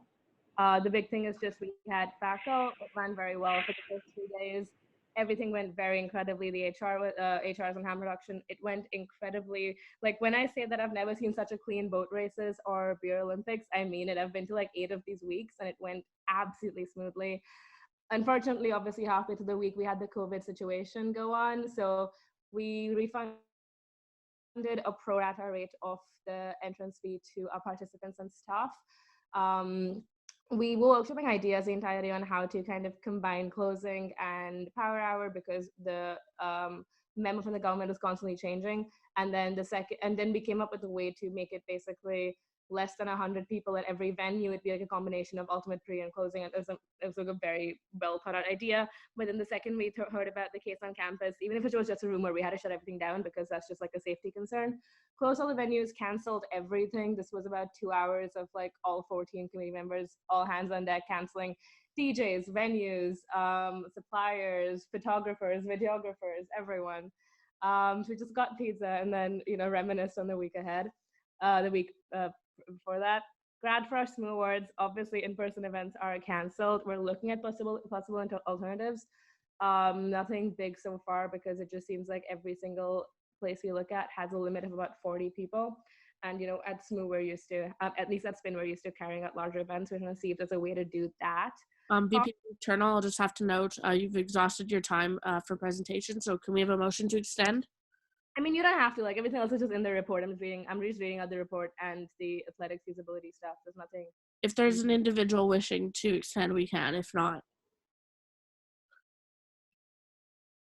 All right, hearing none, the report of the VP Internal has been concluded. Seeing no questions on the report of the VP Internal, we will now move on to the report 15E, report of the VP External. Thank you. So I didn't have time to draft a report this week. I apologize. I've been trying to catch up on schoolwork, which was like a godsend. I know that school being suspended sucks, but I got more time to work on my essays. What have I been doing this week? A lot of the external affairs portfolio has fallen very much by the wayside.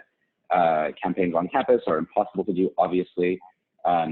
So we've been trying to move everything online. Most of what that's looked like is community and campus organizers working on coronavirus relief initiatives. So I've been trying to do some back-end support for our political campaigns coordinators there. In terms of community affairs, there's been liaising with the Milton Park community to see if there's a need for volunteers at some of the community organizations, and notably the Yellow Door, which does intergenerational programming. Community engagement, that the entire project to do to sort of recreate seed in various different offices has been put on hold because community organizations in Montreal are as overloaded as we are, so we can't really do much with that. In terms of straight up external affairs, I have a call on Friday, which is tomorrow day, to discuss what the provincial lobbying group has been able to do in terms of government relations. So things like getting aide financière aux étudiants expanded into the summer, government interventions when it comes to universities trying to evict their students, for example. That's in terms of external affairs. And union affairs is the other big one. So as I mentioned, I had a meeting with various unions and associations and the upper administration of McGill, and we set up regular meetings. So we'll be able to bring grievances to the university on a day-by-day basis. What's nice is that, not like usual, they are being a little bit more receptive to these. And insofar as issues are brought to their attention, they tend to do something about it. Sometimes they don't give the answer you want, but they at least like do respond. So, if you do have individual concerns, I would reach out to Fabrice Lebeau. In general, I wouldn't say that, but for this particular situation, it seems to be working pretty nicely. Otherwise, I've been working with Billy on the daycare. The audit is coming up, and we're trying to finalize some of the financial restructuring for next year. And £1 million of governance reform, which you saw today. The end. All right, thank you very much, VP External. Seeing no questions, we will now move on to item 16. If I have a question, should I put my name on the speakers list? I'll just recognize you, Councilor Freed. Okay. Great. Hi. So in any of your meetings with the administration, have you heard anything regarding the email that everyone received, which seemed to indicate that the university was suspending acceptance of international students as a result of the coronavirus situation? Maybe this is best for the VP University Affairs, but I received such an email and I was pretty concerned. So while international students who left Montreal will not be allowed back onto campus for the summer term and potentially the fall term, depending on what the government directives look like, there was a strong indication from the provost who handles the academic affairs of the university that online courses of that nature will be offered. But it really does depend on what the government decides to do in terms of readmittance and travel ban. Could I rephrase my question? Councilor Freed. Yeah, I mean the acceptance of new international students. Is that what you were addressing? It sounded like you were saying that there would be online classes, which I I'm understand. talking about both. Sorry? So both returning and new international students. New international students, Oh, okay. The feasibility of accepting new international students in particular is being assessed by the Office of the Provost to see if the government indeed does say that for the fall semester it will be impossible to have open travel. Then what will presumably happen in terms of communication is like you can attend McGill if you want to attend online. I don't know what the success rate of that will be, but yeah, that's the plan, is to do online courses, if any at all. All right, thank you very much, VP External. We seeing no further questions, we will now move on to item 16, confidential session. As we have no items for discussion this evening for confidential session, we will now move on to item 17, adjournment. So as such, can we have a motion to adjourn? So moved, we have Ramsel. Thank you very much. We'll recognize VP External. Can we have a second? We'll recognize Senator Levine. Is there any opposition to this? Hearing none, a legislative council will so be adjourned at 23:12. Thanks everyone. Have a good evening. See you in a week, folks. Bye.